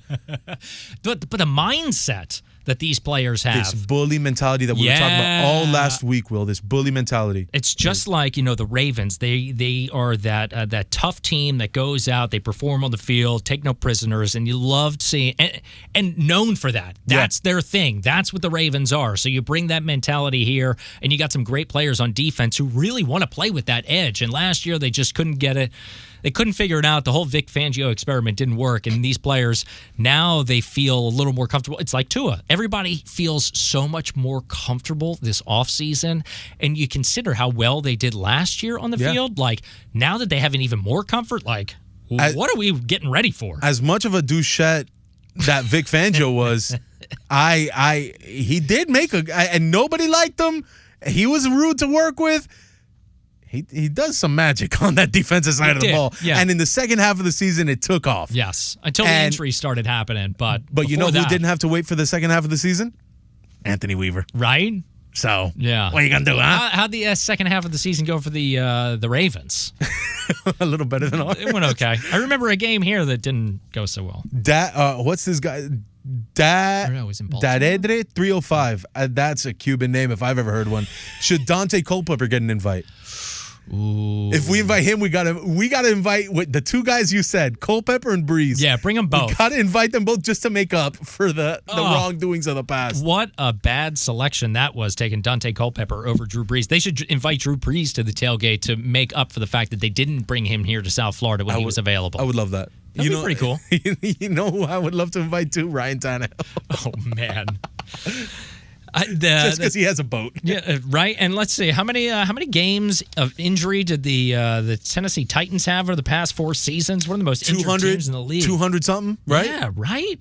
Who knew that there were so many injuries on that team? But Tannehill, he really got lucky up there in Tennessee with Derrick Henry. Now, obviously, he's not the quarterback of that team anymore, and Derrick Henry's gone. But, like, he lived off Derrick Henry just pounding the ball like crazy. Yeah, you want to talk about a quarterback that, his stats are great, but it doesn't tell the whole story. Oof. That was him. Because I remember he led the league in passer rating, was almost not even an MVP candidate because everything else, but like he's one of those that you got rid of Derrick Henry and Ryan Tannehill showed up again. Right. And everyone in Tennessee's like, where'd this guy come from? And it's like, Miami. Right. We knew. We told you. We the let him same go. way we told everyone about Flo, we told y'all about Tanny. Crazy. So that's who we are not inviting to the tailgate. Another person we're going to invite to the tailgate is Brandon Kravitz. He's the host of the Fantasy Fix. That's coming up this football season, the first edition coming up Sunday, September 8th, 10 a.m., before the Dolphins pregame show, which kicks off at 11 that day. The first week of the NFL season is the first week that you will hear the Fantasy Fix. Brandon Kravitz, one of the co-hosts, is coming up on the other side to talk with us about this fantasy football season. Luis Diaz, Will Althoff. It's Football Fridays here on Fox Sports 940. It's so many interesting things that came out of that. Like, the big thing for me is the 14-team league. Oh, my God. Like, that just seems so stressful. Did you ever watch The League? Yes. So they make fun of the league, like all the side characters that have their own leagues. They make fun of the league because they're an 8-man league. Right. I think it's perfect. It's so much more fun when you're able to just have a superstar-filled team. When you've got a 200 to 180-point game. Yes. I love that. Right? I want to know that everyone on my team is going to score points. When you've got a 14-team league, I was in a 12-team league. I didn't like it. No. I don't like it's like too much work to find players. I know your flex player might suck, but mine also might suck. Yeah, like right? I don't have faith in everyone. And then the waiver wire is like you're never getting any players. You're never first on the waiver. Never. And even then, you're not going to catch someone as quick as you should, unlike that one guy who's obsessed. Oh, I used to work for a fantasy website. And we had like, it's a 12-team league. I think it was a 12-team league. And these are people who have like 30 different teams. Like they're rooting for every single player in the NFL because they have all of them on teams somewhere. I'm like, this isn't even fun at this point.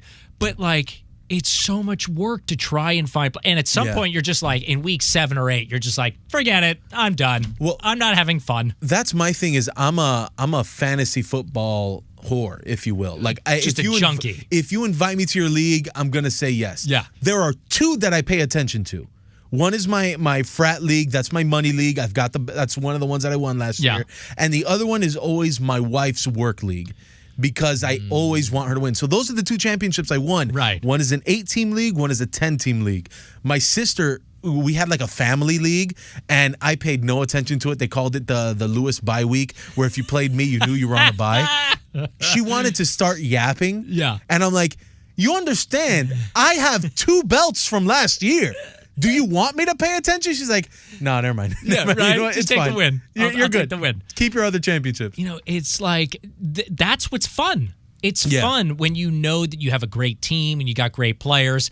And look, sometimes it doesn't work out. You've got just a stacked roster, you think, and you go into the season. Aaron Rodgers blows out his Achilles, and Justin it ruins Jefferson last year. Right, it ruins your whole season. It's that sort of thing. But at the same time, that's the fun stuff. Bro. Not having hey, man, I had the third string receiver on the Broncos. He blew up this week in my flex position. And I'm like, I would have never picked him, guy. I don't know what to tell you. I'm glad you had it. Right. Yeah. Congratulations to you. That's not me. 100%. We can talk fantasy football team names. That's always a good thing. We can talk about that coming up. And also, we're going to continue talking about tonight's game. It is the Miami Dolphins in Tampa to take on the Buccaneers at Raymond James Stadium. A 7:37 kickoff tonight. Lewis and I are here for Football Fridays until 6:40 when Marlins on Deck takes over. Steven Strum is the host of that before first pitch at Lone Depot Park, 7:10 against the Cubs. Will Althoff, Luis Diaz, Football Fridays on Fox Sports 940. Deep down the left sideline, he wants one. He's got it! Touchdown, Miami! There's a new cheetah in town. Football Fridays are on your official home for Miami Dolphins football. Will Althoff and Luis Diaz are talking Fins. That's right, Fox Sports 940, Football Fridays, and we are here until 6:40 when the Marlins are going to take over. Marlins on Deck. It is a 7:10 first pitch. Steven Strom is Marlins on Deck beginning at 6:40. We were talking, Lewis, about fantasy football teams last segment because we had Brandon Kravitz from the Fantasy Fix on, and we were talking about the big difference between he's in a 14-team league, which just seems like so much work. That's too much. Too much. It's not fun anymore. I forgot to ask him. I'm going to have to ask him next time about stacking teams. Are you a fan of stacking players on teams? What do you mean? Like quarterback quarterback receiver combos? Gave me 2 chips last year, baby. That's your way to go? Tua and Tyreek. I usually try to if it's worthy of it. Like if I had Justin Jefferson last year, I'm not getting Kirk Cousins. Right. He's a bum. But Tua, Tyreek, I knew Tua was going to, and again, homer. I was going to say, was that a homer move or because you thought they were going to blow it up? But if I was not a Dolphins fan and I liked bad teams, let's say I like the worst teams in the NFL, I would have easily picked the Bills, like Josh Allen and Stephon Diggs. That's a great stack because they're both so good individually, right? And then you get the double touchdowns. I'm thinking like a Jalen Hurts, A.J. Brown? Right, maybe. Or Devontae Smith didn't play so great last year. He wasn't as good as he was his rookie season. But I always wonder, or Joe Burrow. And Jamar. And Jamar Chase, you stack those guys. I always Pat wonder. Mahomes, Kelsey. Right. But I love a stack. You always hear from people who are like, no, you can't stack. You need some variation. You can't have the guys, because if one guy does poorly, if Mahomes does poorly that week, then you're probably not going to get points out of the tight end slot from Travis Kelsey. But how often does that happen as opposed to usually happening? In the elite offenses, come on, when's the last time in a PPR league? Right. If you don't play PPR, you're not really wasting playing. your time. You're not playing. Yeah. Dude. Even if Pat Mahomes has a bad game, Travis Kelsey's still going to catch 5 for 50. True. And that's 10 points. Your 10 points right there. And, right. and half the NFL tight ends, Kittle wasn't getting 10 points for most of the year last year. So you get that 5 for 50. Yeah, it's a bad Pat Mahomes game, but what's a bad Pat Mahomes game? It's that's what I'm saying. The worst Tua Tagovailoa game still better than anything Aaron Rodgers did last year. Ooh, very, very true. And it is a fact. There's a lot of players that you would take the good games against the bad games and just say, yeah, well, if Tua is going to throw 6 touchdowns, I'm going to take that one week as opposed to trying to spread it out over the season or whatever it might be. But I'm always weary of the stacks. But what about handcuffs? You always hear about the handcuffs too. I guess in this league, it's become so wide open with the running backs. You can always find guys to play, it seems like. I mean, you look at the Ravens, J.K. Dobbins and all these other guys, Gus Edwards, and you just, or even the Dolphins you talk about. Brandon was saying he got H.N. in the second round. I loved hearing that. Yeah. But, dude, how do you know if which week is his week? Right. You never do. Right. Is it a Raheem Mostert week, or is it a Devon H.N. week? And now with Jalen Wright, is it a Jalen Wright week? Right. I wouldn't. That's the thing with the running back position, and that's why I get you take Christian McCaffrey, because he's the bell cow. The Jonathan Taylor is a bell cow, but how many other bell cows are there? There's not a lot. I mean, you used to look at Saquon Barkley, and now with the Eagles, I guess he's the only one on their roster, but he's not getting the touchdowns because Jalen Hurts takes them all. Jalen Hurts is going to get shoved in the end zone every one of those times, you think. But I don't know. I think that the toughness and the thought that goes into a 14-team league, I guess if you're one of those people who's like a diehard, like you just want to be in it constantly, like that's the thing. You want to be the guy who comes out of that league going, look, you guys, we had a great league, but I found the right guys here, there, and it's like, I guess it's more prideful if you're like, I did so much work to get this championship. Look, that guy winning that championship is more impressive than me winning my 2 separate championships. And I'll say that honestly, but also, what do we do fantasy football for fun? That's why when these guys talk about playing NCAA or Madden and all Madden or Heisman mode, I'm like, no fun but that's not fun. It's never fun. I play on rookie. Right? I play on the second. I don't play on rookie. It gets a little too easy. Is all pro the second play one? on. No, it's like rookie, pro, all pro, all Madden. I play on pro. Yeah. And it's like, what? Yeah, I want to throw for 600 yards. I want to. I want to have fun. I want 4 picks per game. Yes. And so that's why when I play fantasy, I want the 8-man team. Yeah. Give it to me. That's the best. Like, the 8-team league, yeah. That's it. You get to stack teams, and then like you're just hoping. And that's always good, too, because at the beginning of the season, everybody's like, man, look at this. I got the best players in the league. There's no way anybody's going to beat me, and then they all stink. And you're like, wait, what happened? But my favorite is when you get the AI-generated predictions. Man, right? Your team is going to be projected to finish 9th. Mine was projected to finish 9th last year, dog. There you go. In the 10-team league, and we out here. I love the auto pick, too, when the people don't show up for the draft and they get auto picked and they have like 4 tight ends because they're somehow ranked like at the top because nobody's taking tight ends.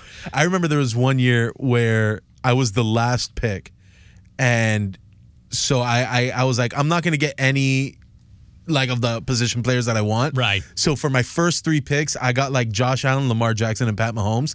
Just so like you're gonna have to trade me for one of these. Yeah, right. Exactly. So I'm gonna come out winning, and so I just hoarded all the good quarterbacks. But I people talk smack about the auto pickers.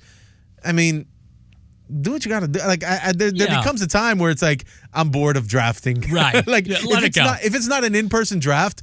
Yeah, I'm going to go watch Game of Thrones. Yeah, and as long as you have your players ranked, I guess. Yeah. Because if you're just letting it auto-rank, you're going to get a terrible team in the end. But if you 3 defenses. Right, exactly. So as long as you're trying to stack those teams up, it's probably a little better. But fantasy football is just one of those things that has just taken over in the NFL. And you see it, they're advertising it all the time, the DraftKings, get in those ways. And it's such a huge part of the game now. There's so many more people watching just to see their players perform. It's wild how it's just taken over like that. That's how Red Zone has become what it is. 1,000%. I want to see my guys scoring, and I want to see the scoring. It's a channel of highlights. That's it's all amazing. it is. It's amazing. And that's why my favorite thing of bye weeks.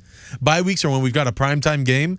Babe, we're watching Red Zone today. 8 hours of heaven. I used to watch the game mix. That was my thing. You know the game mix? Yes, where they got like the 8 games 8 boxes, and you just pick the sound on whatever one. Oh, I used to love that one. You see, that gives me an aneurysm. It's much. It's too much. It's so much. Do the work for me. It's so awesome, though, because you're like, that one. And you're just like, it's so much, but it's so much fun, especially if you've got a couple of teams and you're just like watching everybody play. What's your favorite fantasy football name you've ever had? I had one. What did I call my team? Jeremy Hill 90210. Nice. I called them after Beverly Hills 90210. That was one I used. I can't remember. I have to think off the top of my head a couple of the other ones. So my favorite one that I ever had was Cam Wake and Bake. Ooh, that's good. And I'd never seen anyone use it. I'm like, that's an easy one, right? That was such a layup, and I'm the only one. The one I had last year was Put It in Reverse, Terry McLaurin. I don't know if you've seen that video. Put it in reverse, Terry! Yeah. That he's in the wheelchair right above the firework. Good. Put it in reverse, Terry! And it was so long that I was like, put it in reverse, Terry. It doesn't even fit. It doesn't fit, but everyone knew. Put it in reverse, Terry McLaurin. That's amazing. He won the championship last year. Hey, take it. Terry McLaurin. He's the only player on the Commanders this year. Maybe he'll have a good season. Dude, you know what I don't want? I want to draft Tua just so I can avoid a Hawk Tua. in my league. And so that's why I'm going to draft Tua in the first round. That's the layup name. How many teams are named Hawk Tua this year? There's going to be one in every league. It's just like, I'm over it. You know how it says percentage of leagues owned on a player, like how Pat Mahomes is like 99.9? Yeah. Which, by the way, what is that 0.01 of a league? It's an AI league that nobody is actually participating in. I've always wondered, what are these leagues? Like, are these people that like, all right, we're going to pick the bottom of the barrel, and we're not allowed to have the good ones just for that stat? I wish they had one of those for team names. I would like to know if I'm the one person with this team name or I'm one of 38,000. That's a good question, right? And you could see the statistics and then just like, this is not a good name. You know, you could go in ahead of time and be like, maybe I need to pick something different now. I'll go online and see what the internet's saying, and usually that'll get me idea for a better idea, for a better name. And that's how I like to name my teams. I'm very against naming your team after someone that's not on your team, though.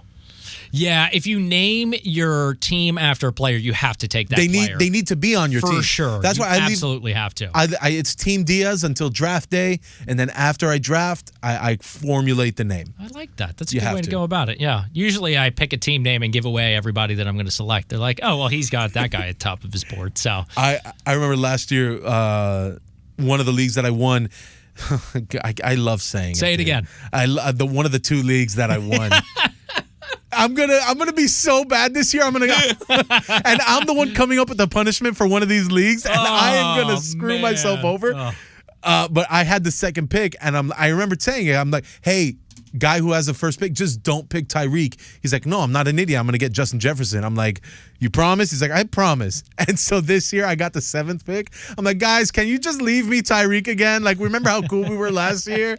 I'm not going to get him. I'm going to lose. Not this time. Number 1 player in the NFL is voted by the players. So. Earned it. Right? Earned it. The guy's a monster. Number 2 should have been Tua.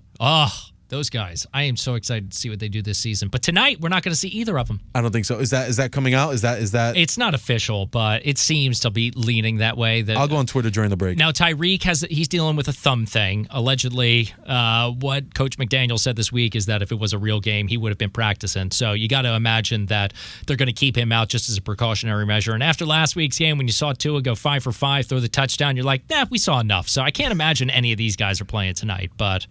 You know what I just saw on Twitter, and I feel bad for not inviting him to the tailgate in our last segment, so I'm going to invite him right now, or 2 segments ago.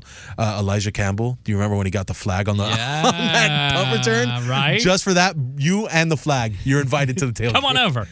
It's Football Fridays here on Fox Sports 940. That's Luis Diaz. I'm Will Althoff. On the other side, we've got OJ McDuffie, the former Dolphins wideout. He is also part of the pre- and post-game broadcast on the Miami Dolphins radio network.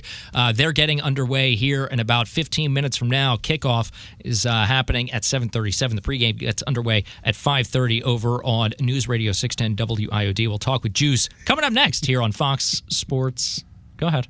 You started getting specific with the kickoff time again. I know, right? It's 2. You got 7:37. You've been saying 7:30 all day. Now you got it. 7:37. So basically, the guys that we want to see play tonight aren't going to play, correct? No. I mean, do we want to see them in Madden? Yeah, because there's no negative effects. I'm okay. What I want to see is Mike White start. Mm-hmm. I think he played better with less around him last game than Skyler did. They've been trying the first game in the preseason. This last game in the preseason, Skyler earned the 2nd spot, and in my opinion, he hasn't yet. Let Mike White play. Give him his chance with, I know Rivers not playing, but give him his chance with Eazy-E, with Barrios, with hopefully Malik Washington can play. Right. Give him his chance with them rather than losing your running back and having a wide receiver play running back. Give him that opportunity, the good one. That's it. You don't want these guys to go out there and get hurt, especially in the last game of the preseason where you think you have most things figured out and you're just trying to, make your way to that first game, especially because you got 2 games within 4 days come the start of the NFL season, the 8th and the 12th, the Jaguars, the Bills, back-to-back games that week. You're not going to get a lot of rest in between those 2 games. So I think about... I know we did this segment in the 4 o'clock hour, and I didn't give him his flowers when we could have invited him to our tailgate. But Jalen Guyton coming in as a 800th string receiver Right. Playing running back last game, not getting. I think he got a handoff, but just going in, giving it 100%. But that's not what. That didn't help anyone. I don't think it helped him because. And maybe it did, like, oh, he was willing to do that. But who's really going to say no? It didn't help him. It didn't help Mike White. It didn't help anyone on the offense. It was just a bad situation. But so much respect for him for taking it on him. Because the only way that can work is poorly. Right, but you also have to trust the player to go in there and perform in some fashion that he's not comfortable with. You know what I mean? So to go out there and be willing to do it, OJ has said that in the past. Like one of the things that he feels like really helped him when he was a young player was he was willing to do anything. You want me on special teams? You want me to do this? You want me to do that? I'll do whatever you guys want me to do. And you sort of just ingrain yourself and move yourself in and try and find a place where you fit in. I think, Will, that was one of the coolest things is seeing him. It didn't look like, and granted, we don't know what's going on in the huddle, so they're probably telling him, hey, you're running to the A-gap, or hey, you're going to motion out wide and then run a curl. But the fact that I think the fact that he was right next to Stootsville when it happened, right when Chris Brooks went down, he was right next to the running back coach. His helmet was on. He was like, hey, I'm going in. I want to go in. Right? I think maybe not worth a roster spot, but there's not every team has as stacked a roster as we do. And granted, there's places where we could get more stacked. But there's teams like specifically the Commanders, who we were playing, a team that needs talent anywhere. They need all the practice they can get. They're like, hey, this guy's willing to play whatever. Right. Well, we can throw him at gunner on special teams. We can throw him at running back. Throw him at left tackle. Let's do it. I'm interested to see how some of these rookies do tonight now that they're going to have the spotlight on them and the chance to actually perform. And because we heard earlier from some of the Buccaneers, we're expecting some of their starters. Baker Mayfield hasn't played at all in this preseason. No. So you're hoping that some of these rookies get out there and they can perform and show how they can perform against real NFL players. I'm looking forward to Ethan Bonner. He missed that last game with the concussion. I'm really looking forward to him this week balling out and showing us like, hey, that was a fluke. I'm not an injury-prone guy. And all the compliments I've been receiving from Anthony Weaver and Jalen Waddle are worth it. I'm also really looking at the guys behind him, those undrafted free agents, the Storm Ducks of the world, the Matries, the Johnsons. Are any of them, they all seem really good. But the problem is we need linemen right now. We don't need corners. Right. So you guys are great. You guys are NFL quality players. You're going to get a contract somewhere. I wish it was with us. But right now, if we're going to cut you, it's to bring in someone to help our trenches. And that's something that OJ said. And it breaks your heart, the numbers game of it. Like, we are going to be looking on the waiver wire for people, and because of that, you've had a great camp. We're going to let you go, but you've earned it. And, like, how do you tell someone that, bro? It's tough, but you hope that some of these guys, and Mike White was saying it earlier this week, he's hoping to just help some of these other players get some game on tape so they can show it and say, hey, to other teams if they do end up getting cut by the Dolphins, hey, look, at least this is how I performed. He feels like he's helping them put their resumes together should they get cut come next week. So, brother, I mean, what else are you going to do, right? I've been fired so many times.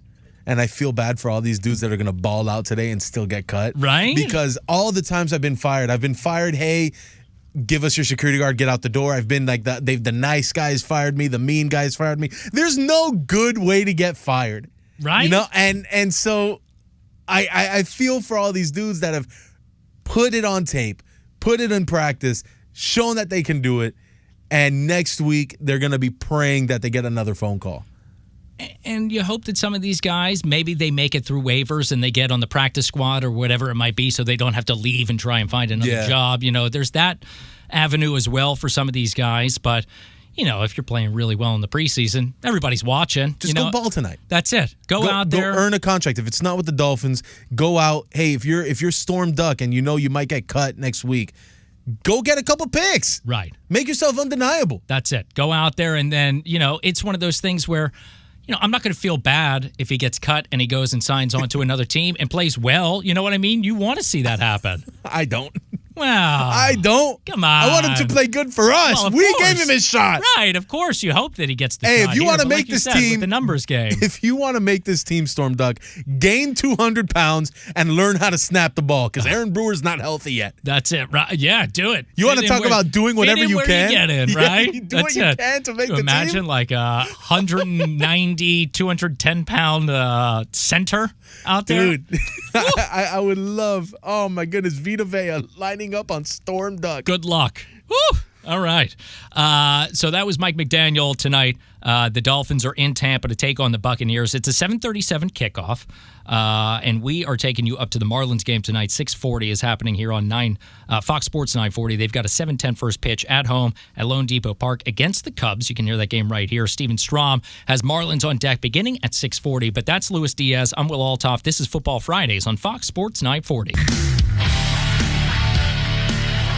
Back here on Fox Sports 940, Football Fridays. I'm Will Althoff. Luis Diaz joining me. We are here every week of the NFL season, 3 until 6, unless there's a Marlins game like there is tonight. We'll be on until 6:40 when Marlins on Deck takes over at 6:40 with Steven Strom. So, Lewis, we've been talking a lot about this game tonight, obviously, between the Dolphins and the Tampa Bay Buccaneers. There's a bunch of other games also happening this weekend. Obviously, it's the final weekend of the NFL preseason, so there's a lot of happenings out there. Did you watch any of the games last night? I did not get a chance to watch any of the games last night, but I did see that the Chiefs did lose. Yeah. I like that, whether it's a preseason game or a regular game or whatever it is. To the Bears. Yeah, right? Well, I was listening. I was going to a show. I performed in a show last night. And on the way there, I was listening to the Colts-Bengals game, and I guess I tuned in late, but the guy was just saying how bad Anthony Richardson played, which is... That's surprising. I was expecting him, obviously he got injured last year, but there's a lot of people who thought he was going to do okay. A lot of people that didn't watch him in college. The guy, look, this is not coming from an FIU fan or UM fan that doesn't like the Gators, although that is true. I don't understand how this guy got drafted in the first round, and so everyone's expecting the world out of him because he's got legs like Lamar Jackson, and nobody seemed to watch him play at UF. It's all the potential thing, though. But you need the baseline talent to have potential, right. And this guy was missing slants, missing quick in routes, like... So I'm listening to the game yesterday, and the guy's saying that I think Anthony Richardson went for 2 of 20, 2 of 8. Ended the game 8 of 14, so that's a little more respectable. There you go. He turned it on towards the second half, right? Still threw a nasty pick though. Ugh. And so I'm loving that, not because I hate UF and I wish ill on anyone, but I love that people were like, everyone was praying that Anthony Richardson, it was going to be the dude this year, and didn't look like it against the second stringers of the Bengals. And then all of a sudden, Caleb Williams isn't the greatest quarterback in Chicago because Tyson Bagent did the same exact throw that went viral when Caleb Williams did it. Tyson Bagent did it yesterday. I'm looking at Anthony Richardson's numbers right now. 8 of 14, 86 yards, a touchdown, a pick, a sack, rating of 69.3. Not great. Nice. It's not great. Yeah, but you take away that 0.3. Nice. Yeah, that's there's that. Yeah, he played against the Bengals, who started Logan Woodside. I guess he played the entire game, 16 to 21, 98 yards in the entire game, touchdown, 2 sacks. Ugh, it's not a great stat line. But, of course, you're not seeing a lot of these top-line players this week. I mean, I guess on some of these teams you are, but not a lot of them. What else is happening tonight? You got the 49ers. They're playing the Raiders tonight. Jags and the Falcons playing, if you want to talk about who we're playing week 1. That's a 7 o'clock game, right? And earlier this preseason, in the first preseason game, the Dolphins were able to take down the Falcons. Tonight, the Jaguars, a 7-point favorite on the road in Atlanta to take on the Falcons. That's disrespectful. Michael Penix is cool. Yeah, but, like, what are they doing? They sign Kirk Cousins, they give him the huge contract, and they're like, yeah, Penix, come on in. We'll take you over there, too. It's just... I don't think they know exactly what they want to do. I don't think they have a plan. I don't really think so. Hey, let's go with it. Yeah. It's kind of cool. They're coming up tonight at 7 o'clock, same time Actually, a little earlier than the Dolphins. I keep thinking it's 7 o'clock kickoff because the last two have been a 7 o'clock kickoff. But tonight, 7:30 for your Dolphins up in Tampa. The Falcons are one of those teams with a workhorse running back. Oh, yeah, for sure. So I don't know if you should be Bijan Robinson. Bijan Robinson. I was thinking of Brian Robinson in Washington, but yeah, Bijan Robinson. Who I drafted in the first round a couple years ago. Really? I didn't win 2 years ago. I was going to say, that was not a great team. No, I'm sorry. I drafted him, I think, in the second round. I'm like, how have you guys not gotten him yet? And then I Googled the B. Robinson everyone's talking about is still in college. There you go. And that wasn't fun for me, but I did not win 2 leagues that year. So they are playing tonight. The Falcons hosting the Jaguars. I don't know. I think the Jaguars will be okay this season. I think they have some pieces, but they're a little overrated. Who do they have? I love Calvin Ridley. I think he's a really good receiver. He's a great gambler. He only bet on a couple of things. What was he betting on? Baseball? I don't know. We'll see. But I definitely think the Dolphins are the top team in the state for sure. Until tonight, when the Bucs starters bully our bench warmers. Let's hope not, right? The Jaguars are going to be the team that we see here at Hard Rock Stadium to start the season on Sunday, September 8th. So that will be an interesting game, especially because we got that other game coming up 4 days later against the Bills. Some of the other games coming up this weekend, including the Bills, they're going to be at home to host the Panthers tomorrow. That's a 1 o'clock kickoff. That team, the Panthers, they have just looked so bad. Bryce Young, just like you compare him to C.J. Stroud, and it's like, wow, you guys made a huge mistake, it would seem. How lucky did the Texans get? Right? How lucky. It's crazy. They would have been happy drafting Bryce Young. For sure. Everybody thought that was the guy. Obviously, the Panthers took him number 1 overall, but just did not play very well and struggled. And on the other side, you got C.J. Stroud, who went to the Texans, just blew up. Bro, made the playoffs, looks fantastic. Since OJ McCarron, these Alabama quarterbacks have gotten a really bad rep in the NFL of like playing fine at Alabama, winning championships, not converting. And then Tua comes out and everyone's like, oh, maybe there's a turn. And he dealt with Flores. That didn't go well. Right. And now with Mac Jones. And like Tua is the only good one, is what I'm trying to say. Because Mac Jones is living up to that Alabama quarterback in the NFL reputation. Bryce Young living up to that reputation. Thank goodness for Tua. And giving Nick Saban a little bit of credibility in the quarterback position. Does Jalen Hurts count as an Alabama quarterback, or is he an Oklahoma quarterback? No. I would defer. You know what, man? It's 2024. Ask him what he identifies as. We got to ask him. Right? And you know what? I will defer. I think that's a him question, brother. You want to identify as a FIU Golden Panther? Be my guest, my guy. A lot of guys doing that. Jonnu Smith, baby. Jonnu Smith. And Tier Tart, who's cut and went to the Chargers. That was a shame, right? What are the games we got? Chargers-Cowboys tomorrow. Man, that's a blackfest. 4 o'clock, that game. Can that just end in a tie? I mean, I guess it could because they don't go to overtime in the preseason, so it could end in a tie. It might end in a tie. Let's hope. Oh, the one that I'm not looking forward to is Giants-Jets. Oh, that's brutal, too. So out of camp, they had their joint practices. Yeah. And all the aggregators of Twitter, all the Jets fans of Twitter are saying how the Jets dominated the Giants defense, and then someone tweeted out an entire video, which is illegal, not allowed to record training camp. Of course not. Someone did, posted it, and you could see the Jets got their touchdowns, but for the most part were stifled by the no-name Giants defense. Really? Yeah. Ooh. That's not good. It's great for us. I mean, it's good for us, but I'm saying it's not good for the Jets. You got all this hope, and they think they're going to be so good this year. Aaron Rodgers, and let's hope that they can't put it together. Another one I'm looking at is Browns Seahawks tomorrow night, super late. I'm so because we played Seahawks week 3. Mm-hmm. I don't know what we're gonna get from them.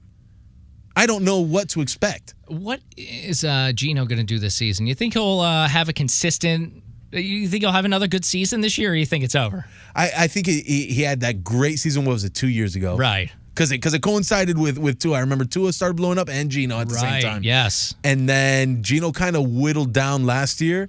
Is he still starting in Seattle? Know. Who is on that team anymore? Who's their starting quarterback? I don't even remember, right? Who are we kidding ourselves calling this Football Fridays? No, I'm just trying to think. We know one team.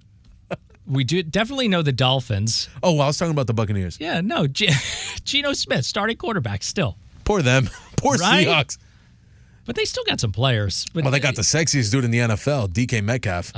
that guy is ripped. That's unreal. Right? Can you imagine him and A.J. Brown? They're just like two gigantic dudes. Like, wide receiver-wise, like, you don't expect to see guys that built. It's unnecessary for the position. Right? You're not going to block on a run play. Don't pretend like you are with all that muscle. It's probably good, though, for getting hit. You know what I mean? In the sense that it's like you could take a solid hit if you're built like that. Oh, yeah. And I'll give it to him. No, just kidding. Well done. Because I'm a football player is what I'm saying. That's what I'm saying. Don't call the FCC. It's the final weekend of the preseason across the NFL, and there are a bunch of games happening. As we mentioned, the Jets are playing, the Bills are playing, and the Patriots, the last AFC East team we'll talk about, they're playing on Sunday night. That's the final game of the preseason somehow. Patriots at Commanders, 8 o'clock Sunday night on NBC and Peacock. You want to talk about a snooze fest, sir? Man, right? Like, how is that the final game of the preseason? Oh, my God. And people are here complaining about Thursday night games. Oh, man, every week the Thursday night game stinks. That game is awful. It's going to be a brutal game. Well, I feel like NBC's mad. They got to be upset that like, how does that end up at that final spot? I guess you got Jaden Daniels and Drake May. Is that all it is? You want to see those two rookies. Quarterbacks? Yeah, but are they even going to play? But Jaden Daniels not playing. Right, he's not going to play. This is terrible. So what are you getting? You're getting a terrible game to end the preseason. And I hate that I'm still so hungry for NFL that I'm going to watch it. I hate Sunday night, 8 o'clock. What else are you watching? I hate myself. There's nothing else you're watching. You're watching that game for sure. That's Luis Diaz. I'm Will Althoff. Coming up in the next hour, before we kick it over to the Marlins, for Marlins on Deck, Brandon Kravitz from the Fantasy Fix. He joined us a little earlier to talk about the fantasy season, which is ramping up. Everybody's getting ready to have those drafts. It's one of those things. You want to make sure that everybody makes it out of this last week of the preseason before you start drafting all those players. You don't want to end up with any injuries to your big-name guys or whoever it might be. So Brandon Kravitz is going to join us again here coming up. He'll have some ideas on how you can stack your team up for this NFL season. The Fantasy Fix is coming your way. This NFL season beginning on September 8th.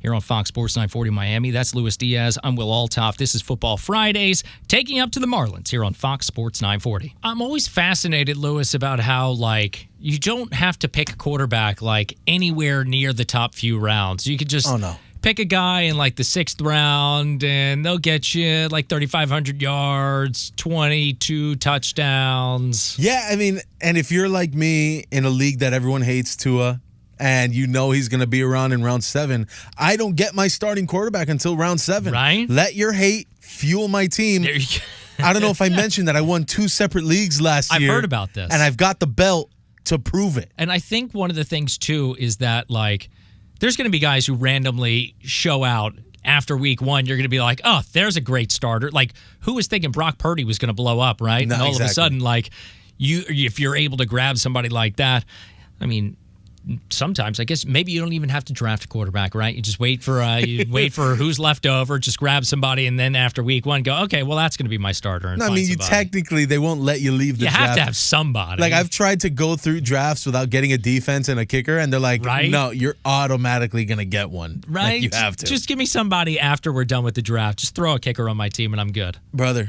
I got the belt for a reason. That's and it, it's man. it's hanging under my TV, and my wife hates looking at it, and I love to see it to remind myself I'm the greatest fantasy football player on the earth. Luis Diaz, the most fabulous, best fantasy football player on earth.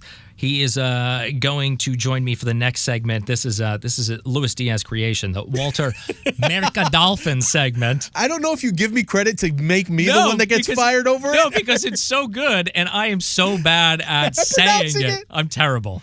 Walter Merca-Dolphins. Yes. Merca-Dolphins. Yes. The bold prediction segment coming up next here on Fox Sports 940. Fox Sports 940 Football Fridays. Will Althoff, Luis Diaz taking you until 6:40 tonight. Marlins are going to take over. Marlins on Deck with Steven Strom as they get ready for the game tonight at Lone Depot Park. against the Cubs. Over on 610 WIOD, the Miami Dolphins Radio Network pregame show is underway currently with a 7:37 kickoff. Very specific. Love that. It's my 7:37 kickoff tonight for the game between the Buccaneers and your Miami Dolphins. And while they're on commercial, you listen to us. While we're on commercial, you listen to them. That's it. You go back and forth and you listen and you hear what's going on, and then you're all ready for the game tonight, right? That's how it goes. I love that we're kind of competing against ourselves. I love it. Because we're in the same building. We're all doing the same thing, right? We're all trying to accomplish the same goal. Hey, so. you know what we're doing that they're not doing? What is it? We're predicting the future. Oh, bold predictions. Walter Merca-Dolphins is going to walk into this building. Merca-Dolphins, the bold predictions that we make every week when we join you for Football Fridays here on Fox Sports 940. Roy, you got Walter Mercado's music? Yep. We are here, and we are thinking about the future, going into the future. It's that I can see the future already. What do you see? Mucho, mucho, mucho amor. Ay, ahí está, mira. Today I see, for the first time con los Dolphins, un touchdown. I know we haven't seen it since Tua left the field. Yeah, right. Pero I see un touchdown. Pero no del offense. The defense. Ooh, I like see a it. defensive touchdown. Is going to be a pick six from Ethan Bonner. And he's going to give everyone a Bonner touchdown. A Bonner touchdown is what I said, because there's people listening that could get in trouble for saying that his name is Bonner and he gives me the Bonner touchdowns. Ethan Bonner touchdown. I write that down. An Ethan Bonner touchdown. That is a bold prediction. A pick six. That's my Walter Merca-Dolphins, one of the predictions. Do you have a prediction? I also have a bold prediction for tonight's game. Can you try the voice? I can't. So I can. No, it sounds terrible. I heard it for that one syllable. That's all you got. I heard it for the one syllable. My wife, her parents are English, and I do the worst English accent ever. Oh, no. And she tells me that is a terrible accent. So it's a Hispanic accent. Yeah, but I can't even try other accents because I've been so told that my accent is terrible. So my bold prediction for the game, it's also a defensive prediction. Oh, let me hear it. I think Chop and Kamara, they each pick up a sack tonight against the Buccaneers. You know how that's going to be true? Yeah, how? Because me, Walter Merca-Dolphins, has a Chop Robinson sack fumble. Oh, sack fumble. So if I have the sack fumble and you have the sack, then we both have sack. It's going to be a big sack. A lot of sack tonight. So much for sack. The Dolphins. So much inside the sack, swimming around the sack. The Dolphins are. I feel like these guys tonight, as they take on the Buccaneers, they're going to get a bunch of playing time. Now, the Buccaneers starters might not play for the whole game. They're going to get some time, so I think that these guys are going to have a chance to play against maybe some of the backups and be able to show what they can do on the defensive side of the ball. So I've got a sack for each Chop Robinson and Melvin Kamara tonight. Muhammad Kamara. Well, I call him Mo Kamara. What did I call him? Melvin, like Ingram. Oh, man. Okay, so Mo Kamara. Yes, my apologies. I have one more prediction. Yes, okay. William, do you know what White Power is? It's not anything bad anymore. It's Mike White Power. Oh, Mike White. Mike White.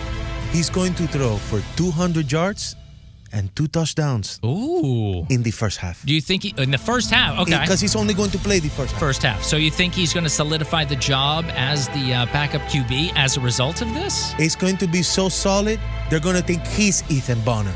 Oh. Because he's so solid and hard. So many touchdowns tonight. Ethan Bonner, Mike White. A lot of scoring. 200 yards, 2 touchdowns. First half, Mike White. Book it. The local guy, Mike White, coming back to play for his hometown team. This is his second season. We're going to see what he can do tonight. Bold prediction? You want another one? Yes, please, por favor. I think Eric Azakama is going to get a touchdown tonight. He's going to be on the other end of that. On one of those Mike White touchdowns. Oh, that's a beautiful thing. I really want to see Eazy-E take off tonight. Like we talked about earlier, he's one of those players that really didn't get a chance because he got injured last season, and last week he made the most of his opportunity. Mike McDaniel loves when people take advantage of those opportunities. I think he's going to give Eric Ezekama some good playing time tonight to show what he can do. I think he's going to be on the other end of one of those touchdowns. Do you know what's crazy? No. Is that the 2 touchdowns are ECE. Ah, there you go. And he gets in the roster like that. I like it. Like that. See, we're thinking this along the same lines. Walter Merca-Dolphins. That's what is going to happen today, because that's the truth of what happens. And mucho amor. Mucho amor.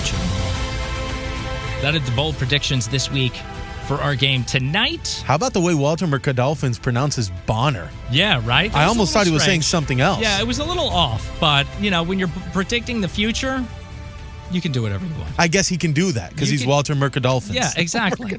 You know exactly what you're saying. You got me saying it like you now. Merca-Dolphins. Sounds like Merca-Dolphins. Almost like a Texan at a barbecue place. Hey, Merca-Dolphins. Hey, y'all got any frog chitlins? No, you got any Merca-Dolphins? Yeah, there you go. Yeah, you do? All right. That's a delicious dish. I usually have that with rice. I hate that the music came back. Tonight's game, the final one between the two teams that are, two of the three Florida teams. The Dolphins in Tampa to take on the Buccaneers tonight.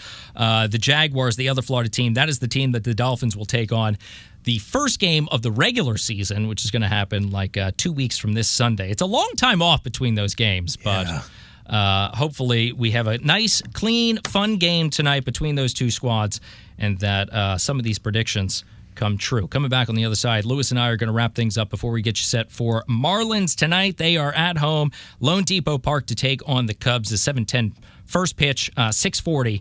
We're going to send it over to Steven Strom and Marlins on deck here on Fox Sports 940. Football Fridays here on Fox Sports 940. Luis Diaz and I'm Will Althoff, taking you about 13 more minutes or so until the Marlins on deck. I'm very time oriented. What can I tell you, Luis? So I'm too busy searching for Maroon 5 on the iHeartRadio. That's a good one find. I like the Soundgarden from a couple commercials ago. Yeah, right? Yeah. There's all good stuff on the iHeartRadio app. You can find us. Us, dude. You can find the Fantasy Fix. We talked to Brandon Kravitz earlier. I love it. So that's the coolest thing. I post the link to the iHeart app on Instagram, right? So and Twitter, so people online can listen to it. If you're not in your car with all the work from home stuff. God invented the iHeartRadio app. I'm convinced. I listen on my phone to everything. Anything I listen to, it always happens to be on my phone. So it just sounds clearer on the phone too. It's fantastic, and it's also got that talkback feature on the iHeartRadio app. So if you want to leave a comment to a station that you're listening to, if you want to make a comment about what's going on on Football Fridays, you can always.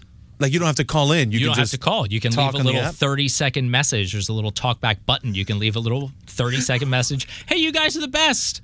We leave it, and we get to hear it. I didn't realize we had a voicemail. Yeah, it's basically a voicemail. It's a voicemail. Yeah. Man, I didn't even think about that. That's exactly what that is. They should have called it the voicemail, not the talkback. Voicemail. That's a great idea. Anyway. That's segment 13. Coming up, episode 3. The Marlins are coming up at 6:40. They got a game against the Cubs tonight. I was reading about popular jerseys across all sports. The Dolphins have one of the more popular jerseys in the NFL. They're actually the 9th favorited jersey in the NFL. But is it Tyreek or no, just as a team. Okay. It's all based on sales. So overall, the San Francisco 49ers have the most sales, more than 67,000 jerseys. Dolphins in 9th place, about 27,000 jerseys. But this really caught me off guard, is that the top jersey in the state of Florida for all sports, what do you think it is? Messi. It's Miami Heat. What? Miami Heat. If Goran you go, Dragic. I'm looking at the MLS jerseys. Miami isn't even on here in the top 10. How is it? Whoa. I don't even know how that makes sense, right? I'm sorry, you can't walk around. Dude, I went to Dolphin Mall. Everyone was in that pink Inter Miami jersey. They base this, okay, so it's not on actual jersey sales. This is also, it's searches online for these things. Come on. So I misread that. This is a shirtmax.com. Oh, so it's like a popularity contest. It's based on Google searches. Yeah, because the Messi and the Inter Miami jerseys have been selling like crazy. It's everywhere. Yeah, so to see them not even ranked here in the top 10, You remember how you would go to Dolphin Mall and you'd see everyone walking around with those suitcases? Right. Now they're still in the suitcases, but they're full of those messengers and they're wearing taking them everywhere. Dude, it's unreal. Right? It's unreal. Is he good at soccer? I've heard that he's all right. Football. Try real football. Football? Try real football. There you go. This is a real football Friday. I don't know. I think he'd be a great kicker. Imagine. Oh, my God, imagine Put Messi Justin out there Tucker for be a out couple. of a job. Oh, could you put him out there for a couple of games, just like in the preseason? Throw Messi out there, Just kick to field have goals, fun. or punts, Just to have fun. right? Let's see what happens. I wouldn't trust him with punts because that involves the hands. And you know they're allergic to using their hands. But you put him in that kicker? I'm thinking maybe we call Mike McDaniel and say, hey, next offseason, maybe in the preseason, throw Messi out Look, there. man, we can get him on a plane and get him in Tampa for the second half. There you go, right? Let's fly Messi, him up there. Come on, show some Miami spirit. Tampa against your Miami Dolphins tonight, a 7:37 kickoff, and that should be a fun game. We're going to see some of the starters from the Buccaneers. It sounds like Baker Mayfield's expecting to play, maybe some of their receivers, because they haven't played at all in the preseason, which is surprising to me. They haven't even touched the field. A lot of the Dolphins haven't touched the field either. You haven't seen Tyreek out there. You haven't seen Waddle out there. And you're not going to see those guys tonight at all. You're going to see a healthy dose of Mike White and Skylar Thompson and a lot of guys who are also fighting for positioning and jobs out there on the field tonight. But it should be a fun contest. And you hope to see just clean football, right? That's all you want to see is mistake-free, clean football. I'm not looking for that. Honestly, I'm looking for it's kind of weird how you're looking for mistake-free. That's what I want to see. I'm looking for the guys that are, like I said earlier in the show, I'm looking for the Joel Anthonys, where I just want to see 100% effort. If you do the wrong, like I remember I had a football coach in high school, and he was like, look, man, this is your assignment. Mm-hmm. I played O-line. By the way, Dolphins, I played center. I can still snap the ball. There you go. If you need me, I'm still very, very fat, so the weight won't be a problem. And I can push. I squatted 225 30 times yesterday. I'm good, I promise. That's combine stuff right there. Dude, my legs are so sore, I can't use stairs. It's unreal.